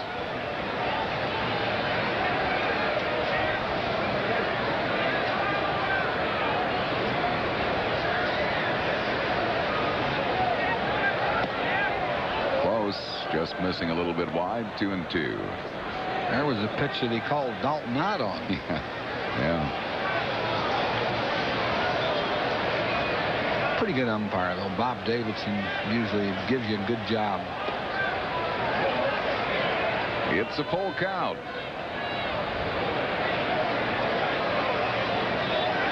All National League umpires work off the inside part of the plate, and that they've always been open to a little criticism on that because sometimes they can't see the outside part. To Bip Roberts. Morandini is retired. That's 2 down. Both pitchers have thrown a lot of pitches tonight. Belcher has walked 5 and struck out 5. Schilling has struck out 7 and walked 4. Here's John Kruk. He's hit a sacrifice fly and has walked twice. He's scored 2 runs. And has not been at bat officially.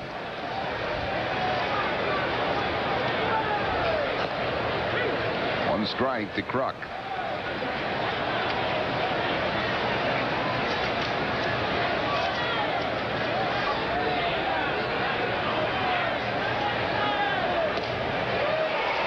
He had a cut, didn't come up with it. 0-2.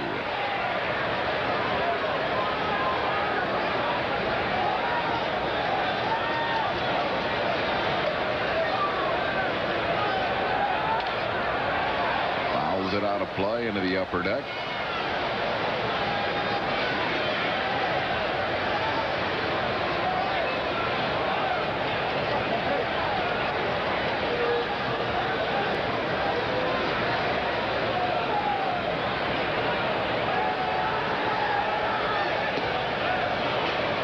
Missing high. 1 ball and 2 strikes to Kruk.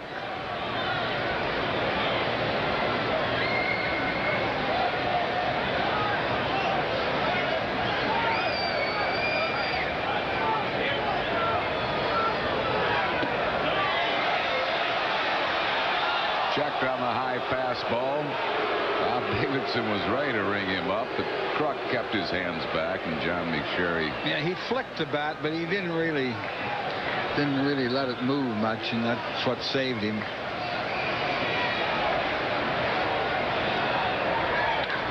Hard ground ball. Nice grab by Bip Roberts, and he throws Kruk out, and that will retire the side. No runs, hits, errors, and none left. Stretch time at Riverfront. We go to the bottom of the 7th. Bills lead 4-3.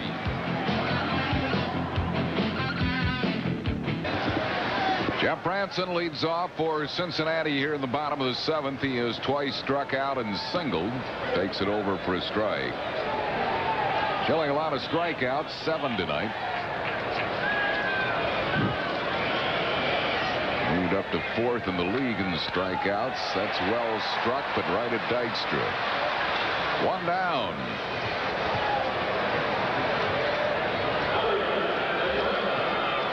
They'll bring on Barry Larkin. He's 2 out of 3. Has twice singled and hit into a fielder's choice.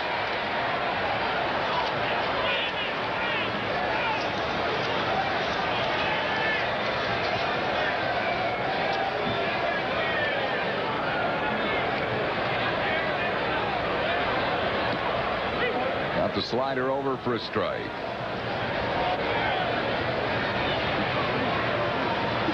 Schilling's pitching better now than he did early in terms of his location. Woo. Wanted that one. Didn't get it.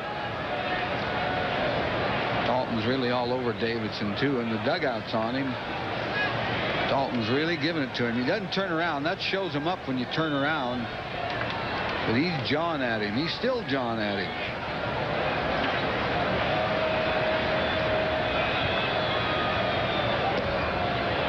Messing with a slider, 2-1. This touch was called out on a pitch. It was a bad pitch, and he just wants equal time, I guess. Top foul out of play, 2-2.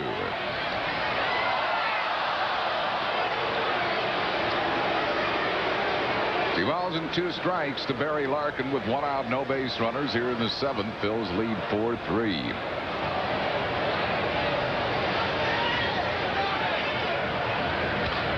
Another foul ball, right field side.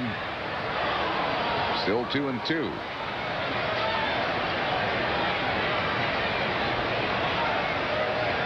Schilling's a war horse. He'll battle.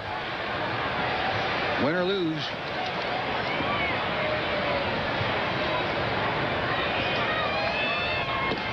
Ooh. Schilling wanted it. It's full count. Dalton's on him again. I think the dugout's on him again. Yeah, Dalton is really on him. Dalton is beside himself. Well, Dutch doesn't get involved in that much with umpires, but he certainly is tonight. What do you think of that? Well, that's about where the location of the pitch where Dalton was called out was, low and away. That was a lot better. Chop to third. Holland's good. Oh, safe at first base. Rules Bill Hahn. Holland's rifle in a great scoop by Kruk, and I think Hahn might have missed that one. Kruk rarely complains, and now Jim Fregosi is out. Kruk pretty much knows when he has a base runner at first, and he definitely thought he had Larkin. Fregosi's flirting with getting tossed out. He's going to get it if he doesn't lay off. Johnny Padres has already been ejected. He's about to go. He's about to go. Yeah. Oh, he backed off.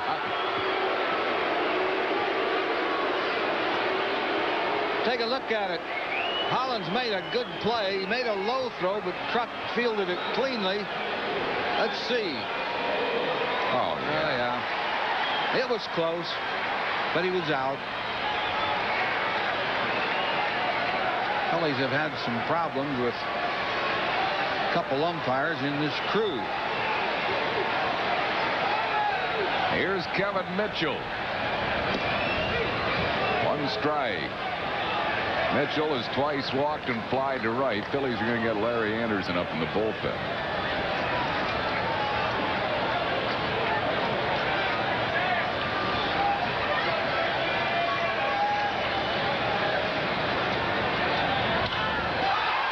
Well, hit to right, but Eisenreich is there. Makes the grab. Mitchell out. 2 down, and that'll bring up Bobby Kelly. Kelly's walk has an infield single and has popped up.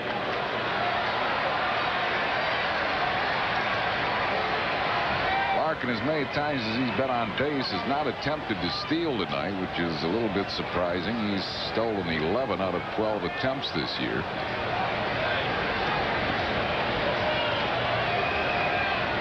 Not one of those, 50 base stealers a year, but he steals for a good percentage.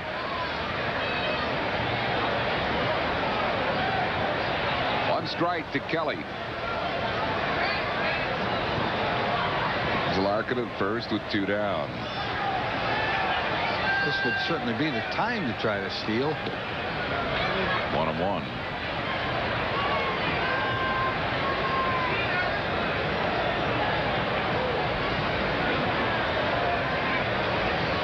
Bobby Valentine going through that series of signs. Up and in, 2-1.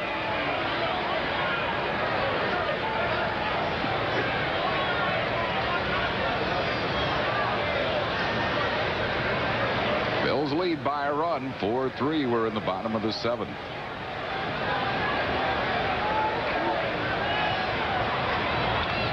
Fouls it back. 2-2.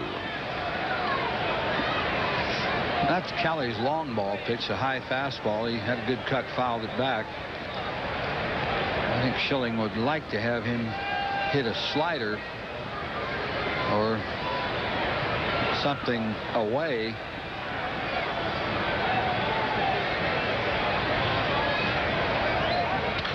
Hard ground ball, but it's at Morandini, who gobbles it up and throws him out to retire the side. No runs, 1 hit, no errors, and 1 left. We go to the 8th. Phil's lead 4-3. Tonight's Phillies game on PHL 17 is brought to you in part by the Bell of Pennsylvania Yellow Pages. No other book can match it. A Bell Atlantic Company. By the Pennsylvania Lottery. Lottery proceeds benefit older Pennsylvanians. And by AT&T. Because you're not the same as anybody else. There's the I-Plan. Dave Hollins leads off. He's grounded out, popped up, walked, and scored a run. The Phillies 4-5-1. The Reds 3-8-2. And the odd thing about this game is that Dykstra, Kruk, Hollins, and Dalton have no hits. And after what we just left in Colorado, that's hard to believe. Sanders has hit a home run, the only home run of the game for Cincinnati. But the Phils lead it 4-3. It would appear, Whitey, because of the pitch count of Curt Schilling, that might have been his last inning in the 7th. Larry Anderson stays up in the Phillies bullpen. Schilling has thrown an awful lot of pitches tonight. I agree with you, but I would be very surprised if he comes out. He won't come out because he wants to. You can bet on that. But Anderson seems to be warming up in earnest. Ball and 2 strikes to Hollins.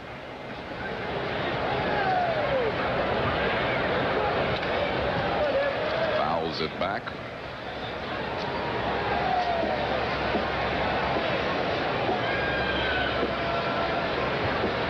Phil's hold a 4-3 lead, although have been out hit 8-5. Walks have hurt Belcher. He's walked 5, and 3 of them have scored. Now has 6 strikeouts. Hollins chased a bad pitch. That was the off-speed pitch, way outside, a foot outside. Ball just kept running away from him. Brings on Darren Dalton, who was grounded out, walked, and was called out on strikes.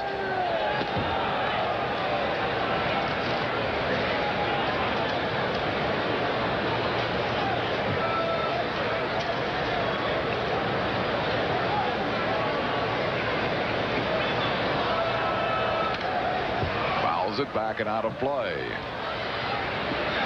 1 ball and 1 strike to Dalton.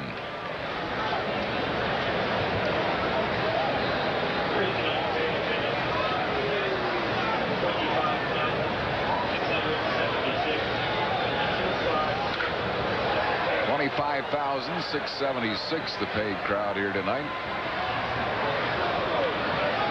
Ball and 2 strikes to Dalton.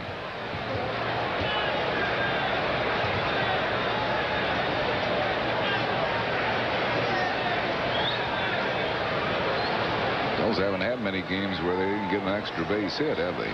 Phils lead the league in doubles.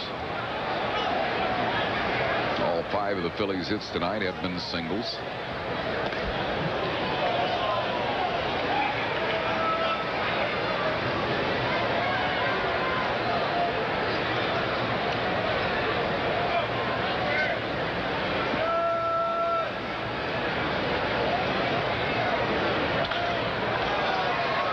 A hit for Dalton. Hill's 6th hit, another single, and the batter will be Jim Eisenreich, who's certainly been a factor tonight. He's 2 for 3. Yeah, the bottom of the order has done most of the damage. Eisenreich a single and an RBI. He's put some runners in scoring in a position to score on ground balls. Milt Thompson has 2 RBIs on ground balls. Jeff Reardon.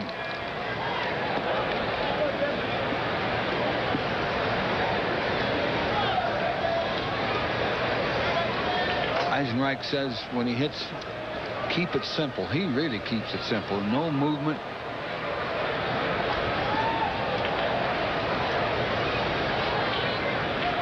Reardon joined by the left-hander Kevin Wickander.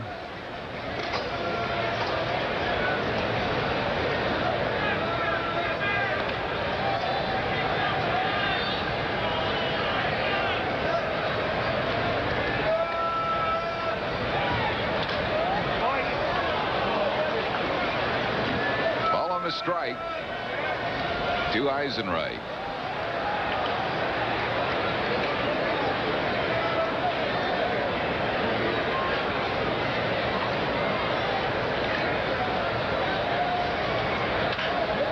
Hit for Eisenreich, his third.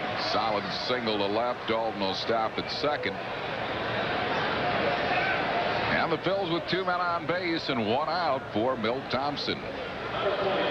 See how he laid the bat on that ball? He just leveled off nicely, hit it where it was pitched to the opposite field. Davy Johnson's coming out now. It's going to go to the left-hander, which kind of surprised me because I would imagine Pete Incaviglia might come in. I would think so. He can play defensively too. Yeah, Inky's getting the jacket off very quickly. He's calling on Wickander.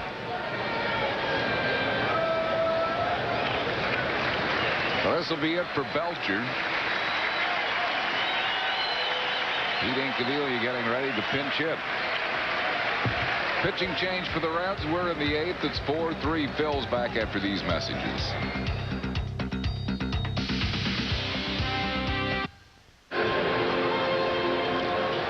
Kevin Wickander, the left-hander, a 28-year-old, is the new pitcher, 6'3", a 200-pounder. They got him from the Cleveland Indians for a player to be named later earlier this month. He was 0-0 for Cleveland, 4.15 ERA in 11 games. And for Cincinnati, this will be his 6th appearance. No wins, no losses, no saves, a 4.05 earned run mark. Pete Incaviglia, as expected, will bat for Milt Thompson. Thompson leaves the game 1 for 3 with 2 runs batted in. And Incaviglia had great production per at-bat, hitting at 281. He has 32 hits and has knocked in 32 runs. Tim Belcher has to wonder what happened. Gave up 7 singles and he leaves the game trailing 4-3. The Phillies really have not hit many balls hard tonight. Walks really hurt him though. 5 walks, 3 of them scored.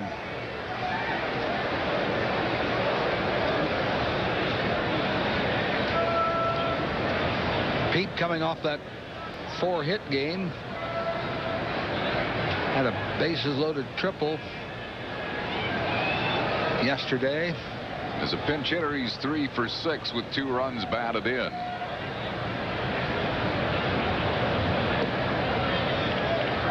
One ball and no strikes.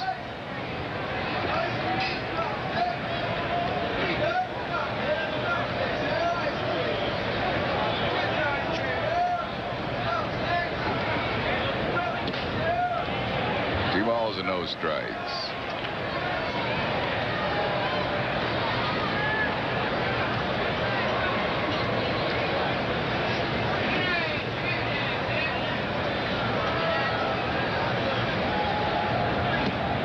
That one over, 2-1. 2-0 slider. All 3 pitches have been breaking balls, so must be what he does best, off speed.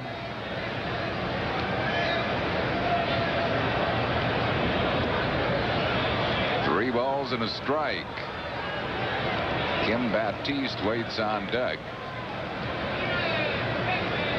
Larry Anderson is no longer up in the bullpen, so Schilling might still be in this game.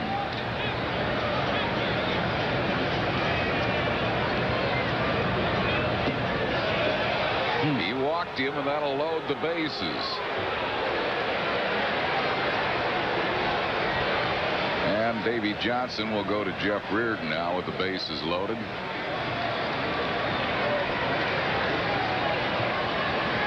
Yeah, he didn't want to bring him in to walk a batter.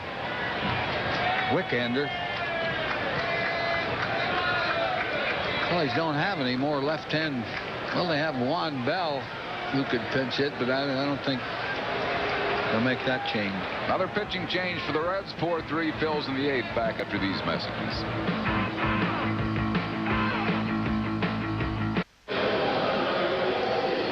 Jeff Reardon, the new pitcher, appearing in his 17th game. No wins, no losses, 6 saves, getting a chance to save some games for the Reds with Rob Dibble just off the disabled list. His ERA is 3.31. He's worked 16 in the 3rd innings, 20 hits and 6 earned runs, 7 strikeouts and 3 walks.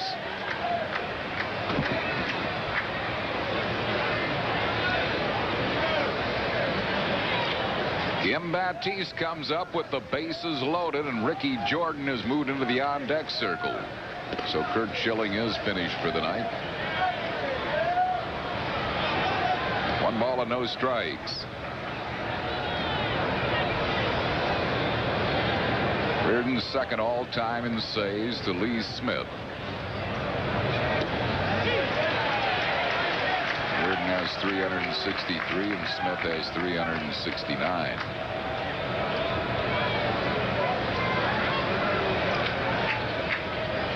Fastball, slider mostly. Fouls off the slider. 1 ball and 2 strikes to Baptiste. Phillies have him loaded with 1 out. Phils lead by a run, 4-3. It's a big batter for Jeff Reardon and the Reds.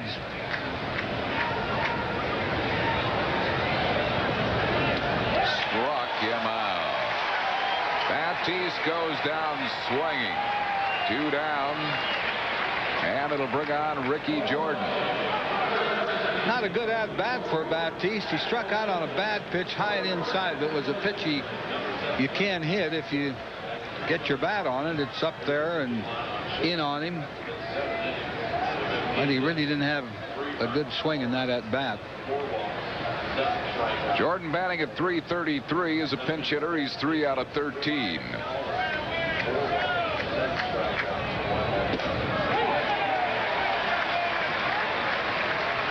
One strike to Jordan.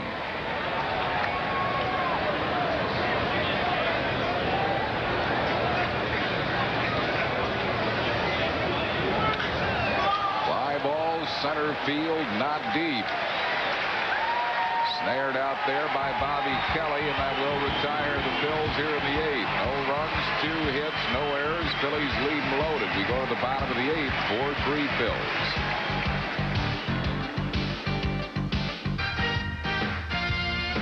Good evening, I'm Neil Hartman with a sports break. 2 other night games in the National League. Colorado has just taken a 2-1 lead over Pittsburgh out at Mile High in the 4th inning. In the 9th, it's San Diego and Atlanta deadlocked at 1. Bobby Bonilla's 13th home run of the year. The Mets beat Chicago at Wrigley this afternoon. Los Angeles 5-1 over St. Louis.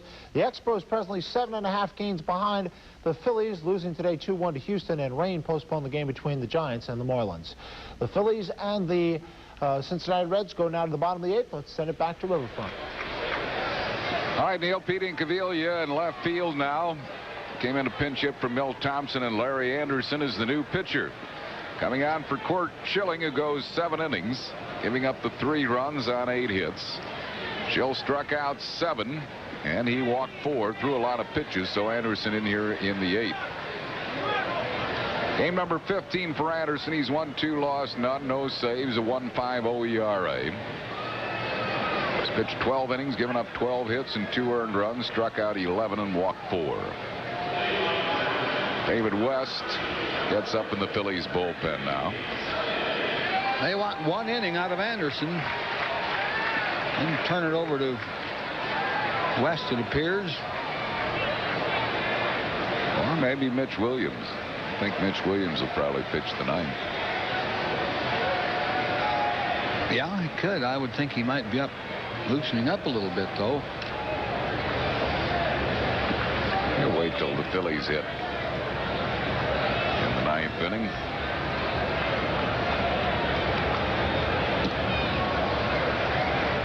West is probably up there in case the Reds get a left-hand hitter up in a critical spot in this inning.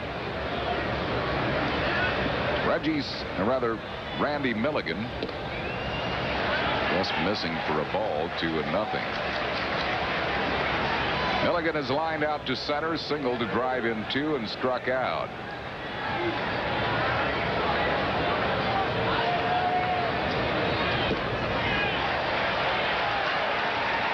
Three balls and no strikes. This guy has a good eye. He just big, strong guy, but he knows the strike zone.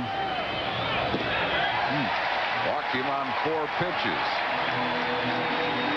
So Milligan is a leadoff base runner, and the batter will be Reggie Sanders, who's been safe on an error, has struck out and hit a home run.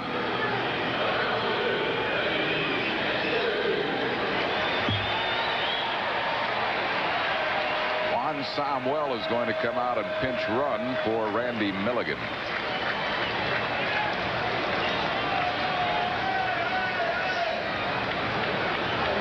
Davey Johnson will bunt here.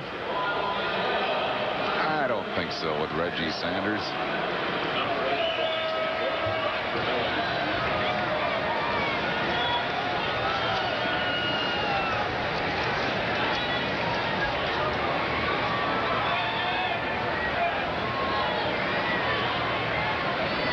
Samuel has stolen 1 base. He's been thrown out once.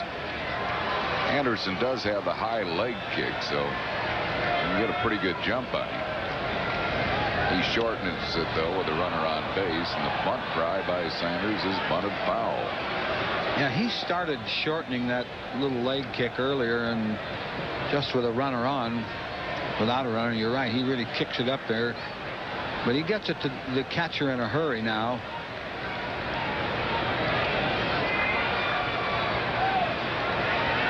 Strike to Reggie Sanders. Well, he is bunting all the way, 1-1. And he took the high leg kick there.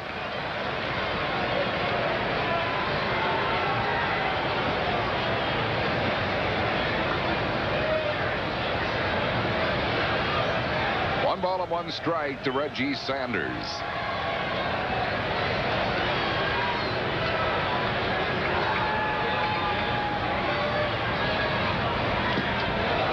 Swing. Fouled it back, 1-2. Well, he took the bunt off. A ball and 2 strikes now to Sanders. Sanders had a pitch to hit, too. It was not the slider. It was the fastball.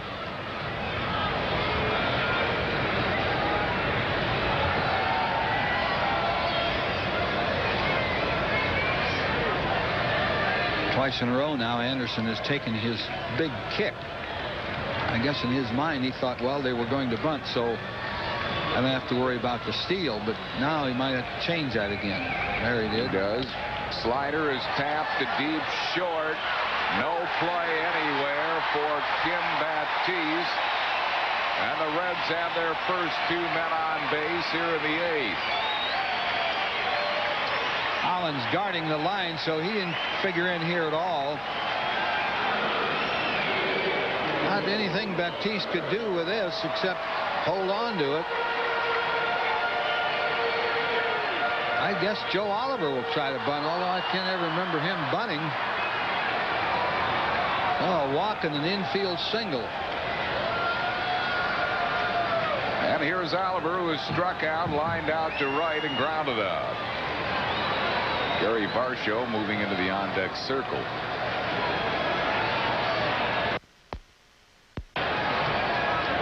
Bills lead by a run, but the Reds have their first 2 men on base here in the 8th.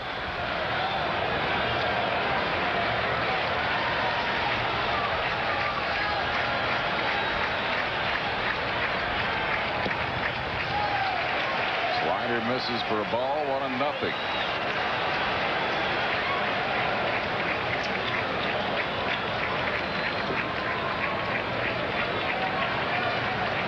Ball and no strikes to Oliver.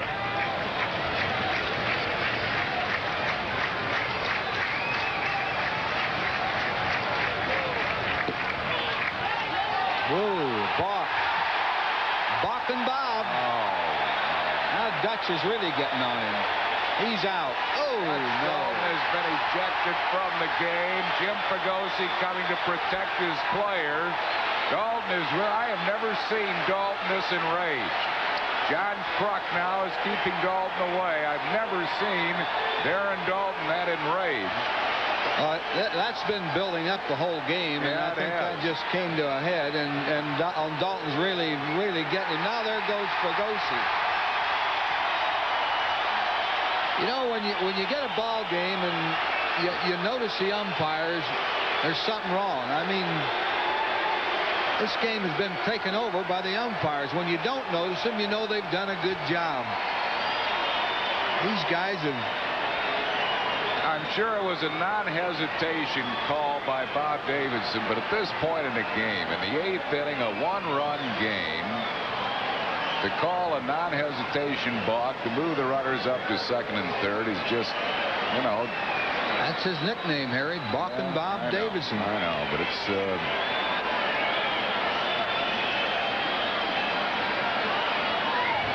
Well,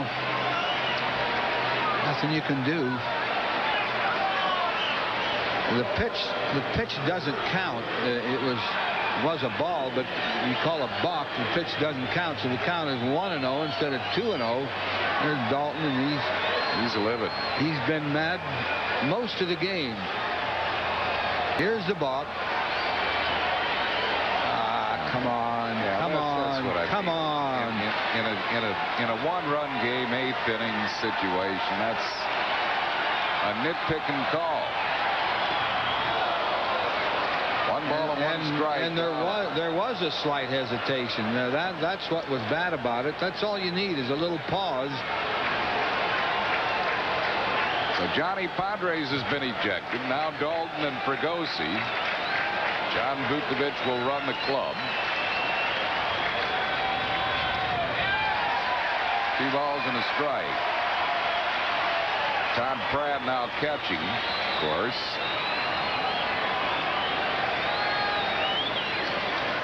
And that takes Dalton's bat out of the lineup as well.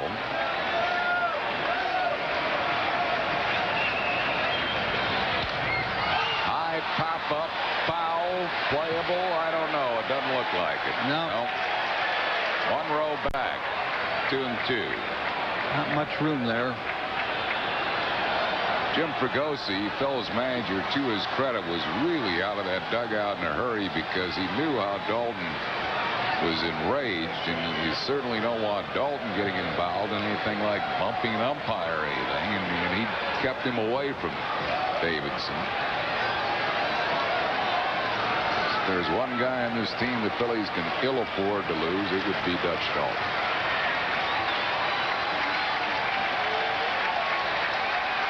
Infield is back. They're conceding the tying run. They don't want that runner on second to score if they can help it.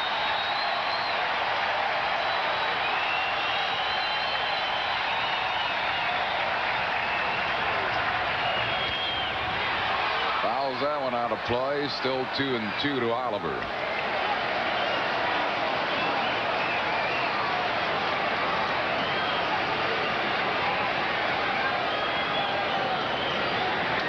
Todd Pratt out to talk to Larry Anderson.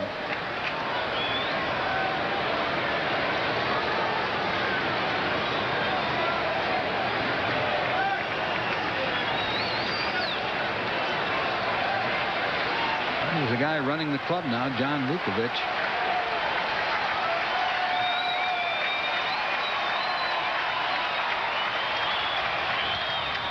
Another foul ball. Anderson keeps throwing him sliders away. The big guy now is starting to warm up in Cincy's bullpen. Rob Dibble. Just came off the disabled list. Pitched yesterday in New York.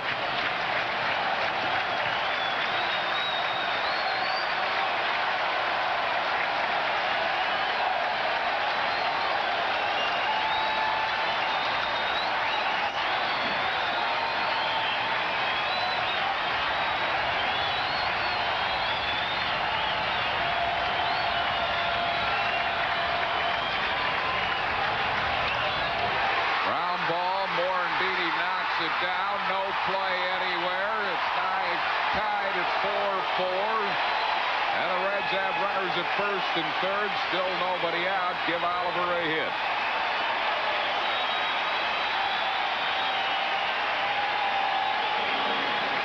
Morandini made a good play knocking it down. He couldn't come up cleanly with it, though. John Vukovic headed for the mound.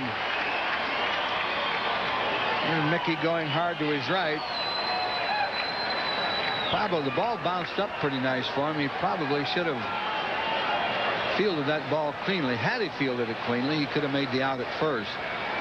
David West will be summoned in from the bullpen. They'd rather see Espy a switch hitter, bat right than left.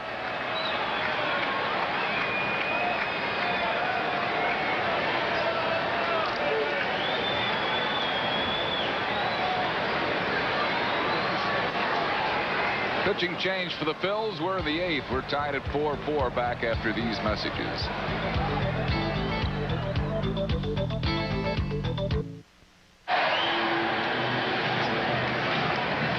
David West coming in to pitch for the Phils here in the bottom of the 8th. The Phils in deep trouble here. It's a tie game. Runners at first and third and still nobody out. West appearing in his 21st game. No wins, 1 loss, 2 saves, a 1.42 ERA. He has 28 strikeouts in 25 1/3 innings and 11 walks. SP, the pinch hitter, will bat right-handed. Phillies bring the infield in with the runners at first and third and nobody out. Risky, but there's no choice.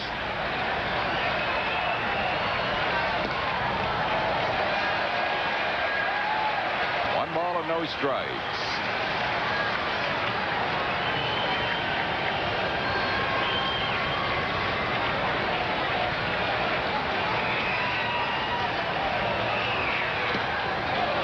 Good fastball, 1-1. See that pitch right by him. That's what West will try to do, is get strikeouts here.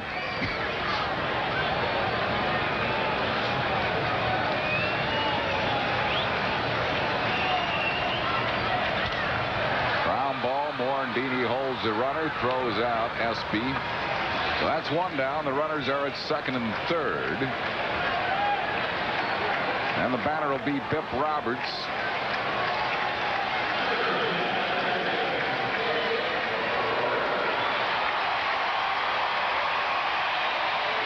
Looks like they're going to walk him. I don't know about that. You know, West can get a little wild. Yeah, I'm a little surprised too. Pip's only hitting 172 right-handed. Yeah, you take the infield back then into double play depth.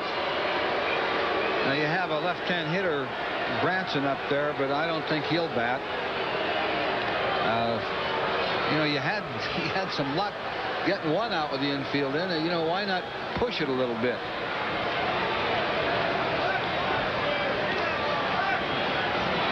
And it gives the pitcher no margin for error. Before they had a base to work with. They don't have it anymore. So they're loaded with Reds with 1 out, and Branson is coming to the plate. Well, he's a contact hitter. I guess that's why he's up there. He's a pretty good hitter.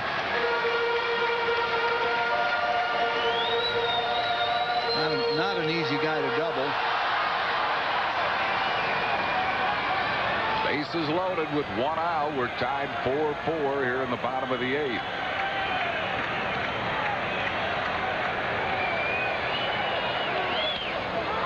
Fouls it out of play, 1 strike.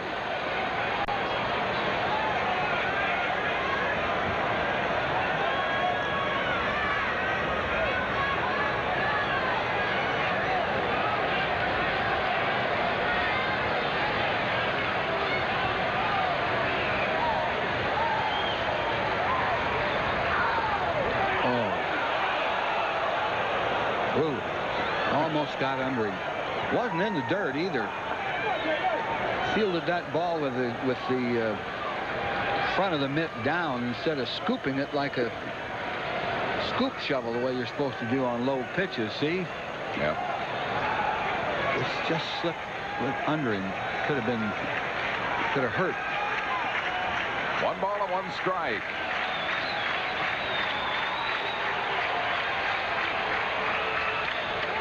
base hit left field. Sanders scores. Everybody else moves up a base. And the Reds now lead it 5-4 here in the 8th.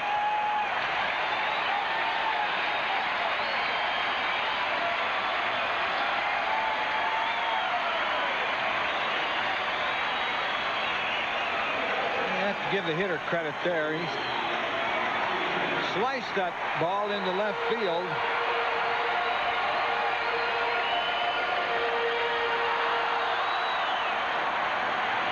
Very good little hitter, Jeff Branson. He is. And it brings on Barry Larkin, who's 3 out of 4.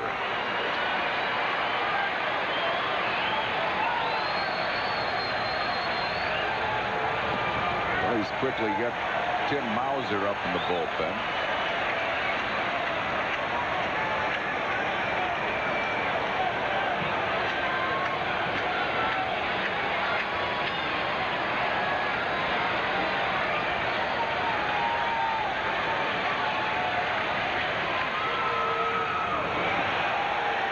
And no strikes, no room on base for Larkin.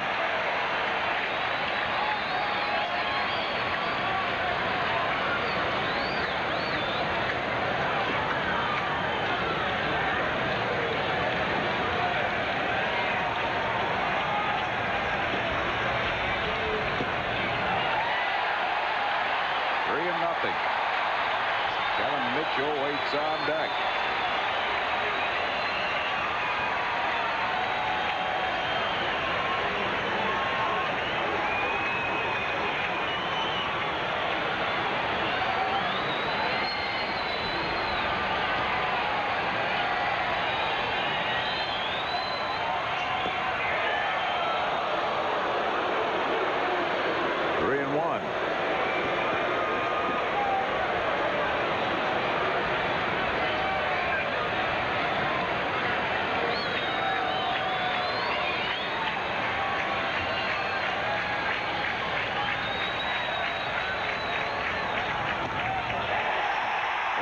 To force in a run.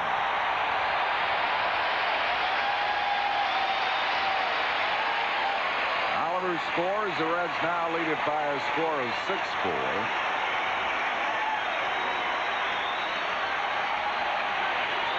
You got to now, of course, it's already a pretty big inning, 3 runs, but you got to keep out of a disastrous inning. You Phillies still have a time at bat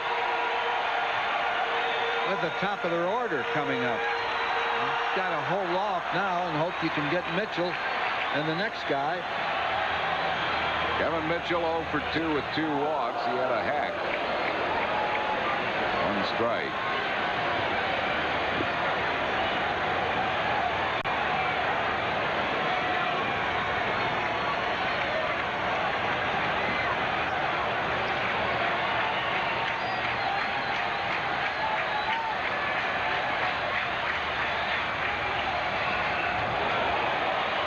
Catch by Pratt of the low pitch. 1 ball to 1 strike.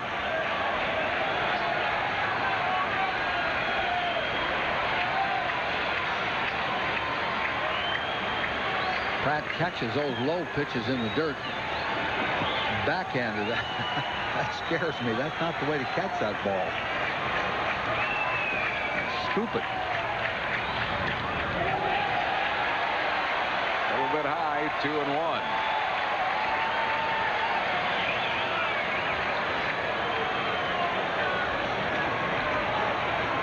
Mauser up in the Phillies bullpen.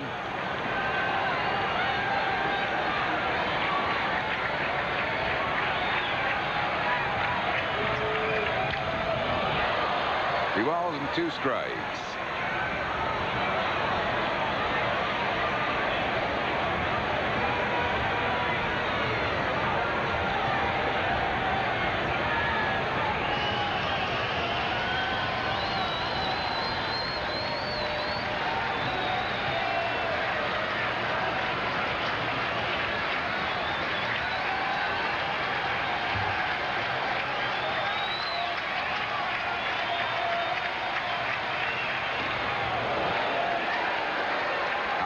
Full count.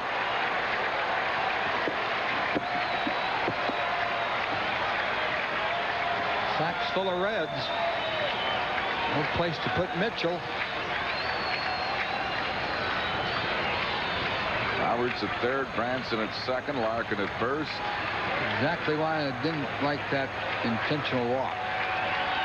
No margin for error. Struck him out. That's 2 down.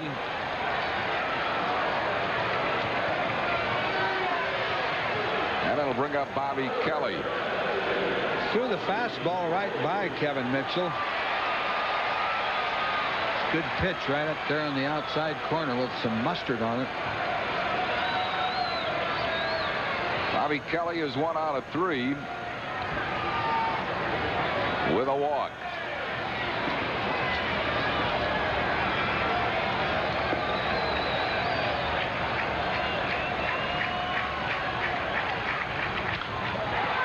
Fly ball right field. Eisenreich makes the grab, and that will retire the side, but Cincinnati bats around in the 8th inning, scoring 3 runs. 3 hits. No Philly errors. They leave them loaded. We go to the 9th. The Reds lead the Phils 6-4. After 8 innings of play, it's Cincinnati 6 and the Phils 4. Weeknights at 7:30. Don't miss Real Stories of the Highway Patrol. Catch a special edition after tonight and tomorrow night's game right here on PHL 17. Cecil Gillespie coming into play left field. Juan Samuel stays in the game at first base. Rob Dibble is the new pitcher, missing for a ball to Lenny Dykstra. Dibble used to be purely a power pitcher. He throws a lot of sliders now with that fastball. Before going on the DL, Dibble had appeared in 7 games, no wins, no losses, 3 saves, a high ERA of 6.43. 7 innings of work, 5 hits, 5 earned runs, 9 strikeouts, and 9 walks. And he's behind Dykstra 3-0.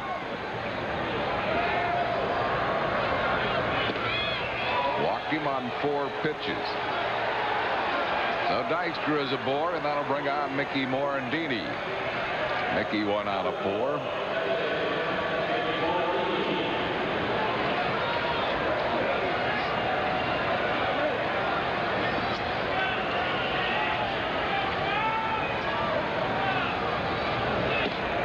Got that one over. 1 strike to Morandini.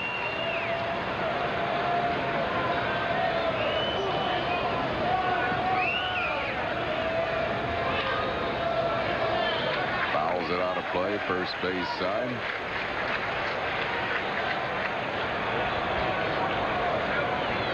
Didn't know they were using Sammy as a first baseman here. No, I never remember him being in there at first base. But she's hoping right now that Dibble does not make a pickoff move.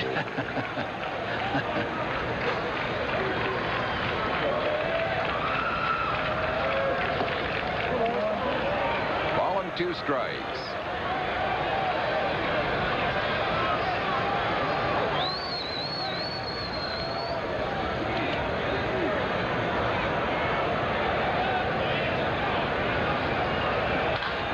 Our ground ball at Samuel. Pull Larkin off the bag so they don't get the double play. Had he made a true throw, they might have gotten a 3-6-3 double play, but they get the lead runner. Dykstra at second base, 1 down. It'll bring on John Kruk. Yeah, he made a nice play catching the ball and knew what he wanted to do, but Larkin had to come back to the bag. That cost him a little time.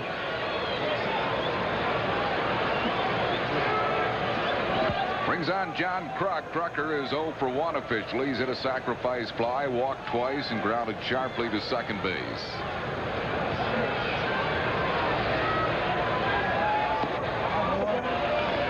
No strikes.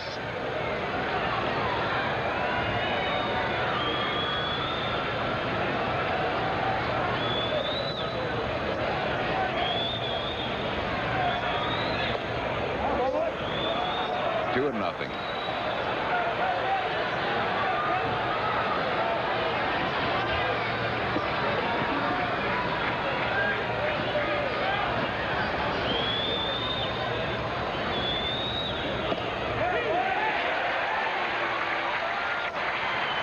truth, Sammy probably should have just stepped on the bag there. And, you know, they're not worried about one run.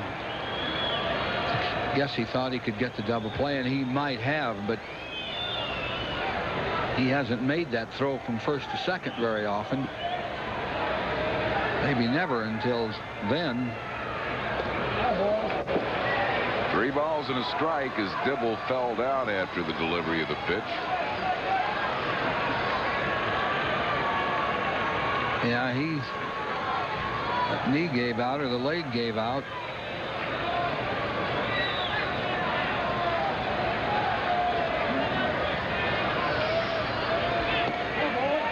Trucks aboard with a walk. Puts 2 men on base with 1 out here in the 9th. The 3rd walk Kruk has received. Don Gullett, the pitching coach, coming out to talk to Rob Dibble. Dave Hollins, the batter. This is where the Phillies could use Dalton. Yeah, who would bat next. Right.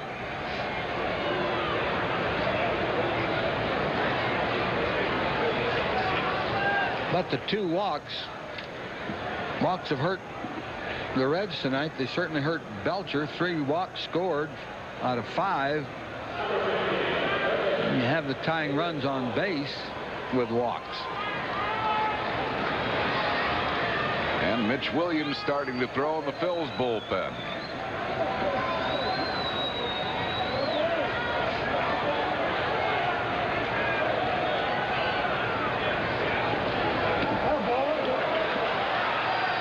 Whatever Gullett told him, that wasn't what he wanted him to do. That wasn't close to the strike zone. He really hasn't made any borderline pitches. The balls have been balls and the strikes, strikes.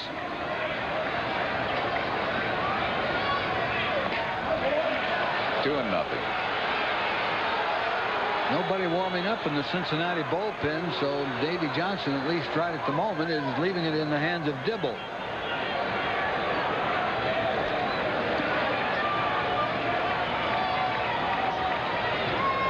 Got that one over. 2-1.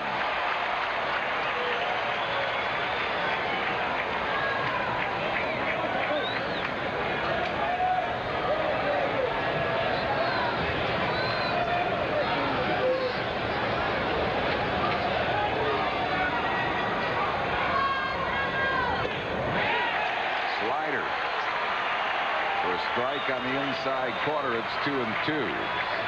Yeah, that fooled Hollins. He wasn't looking for anything but the fastball. Now he might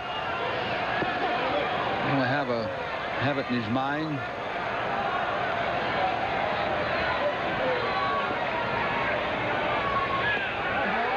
Miss with a slider. It is a full count. Doubt if he would throw a 3-2 slider. Fastball is, you know, that's been his bread and butter pitch all these years.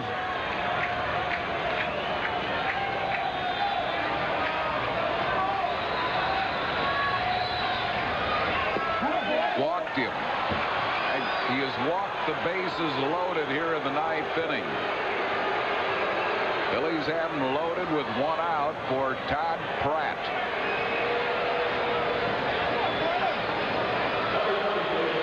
Pratt, batting for the first time, came in when Dalton was ejected. He's 2 for 11 this year.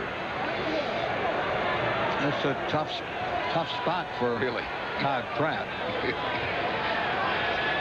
Going in face of this guy. Bases loaded in the 9th. Your first AB. Since coming off the disabled list. Had a good hack at that fastball. Missed it, of course.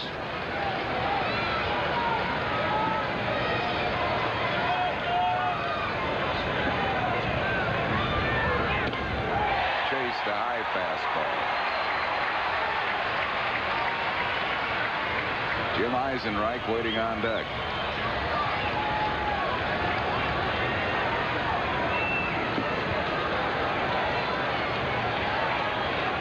He'll go with high gas again. Yeah. Hoping that Pratt would chase.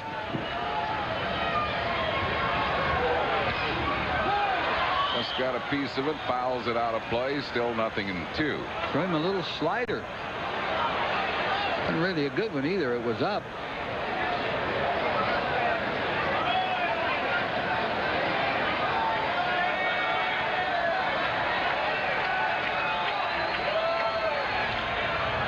High fly ball right field.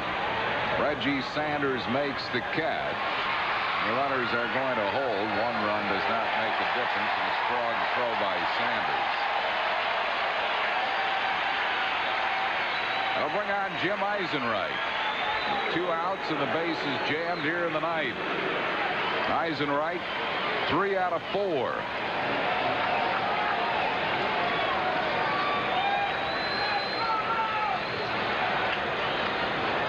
Eisenreich, being in the American League all of his career until this year, has never seen Dibble.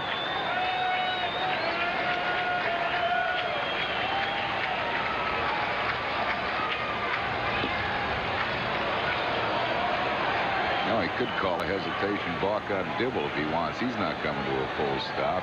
Same thing Anderson is doing.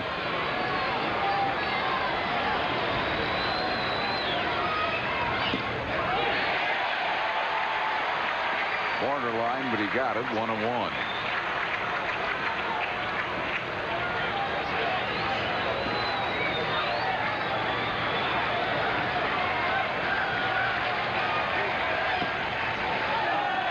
Two balls and a strike.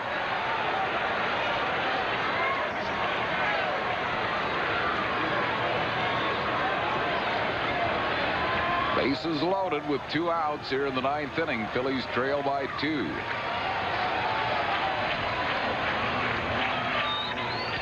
Hard ground ball. Somwell juggles, recovers, makes the play, and that'll end the ball game. For the Phillies in the ninth, no runs, no hits, no errors, and 3 left. Cincinnati wins game 1 of this series by a score of 6-4. We'll be back to the totals and recap in just a moment.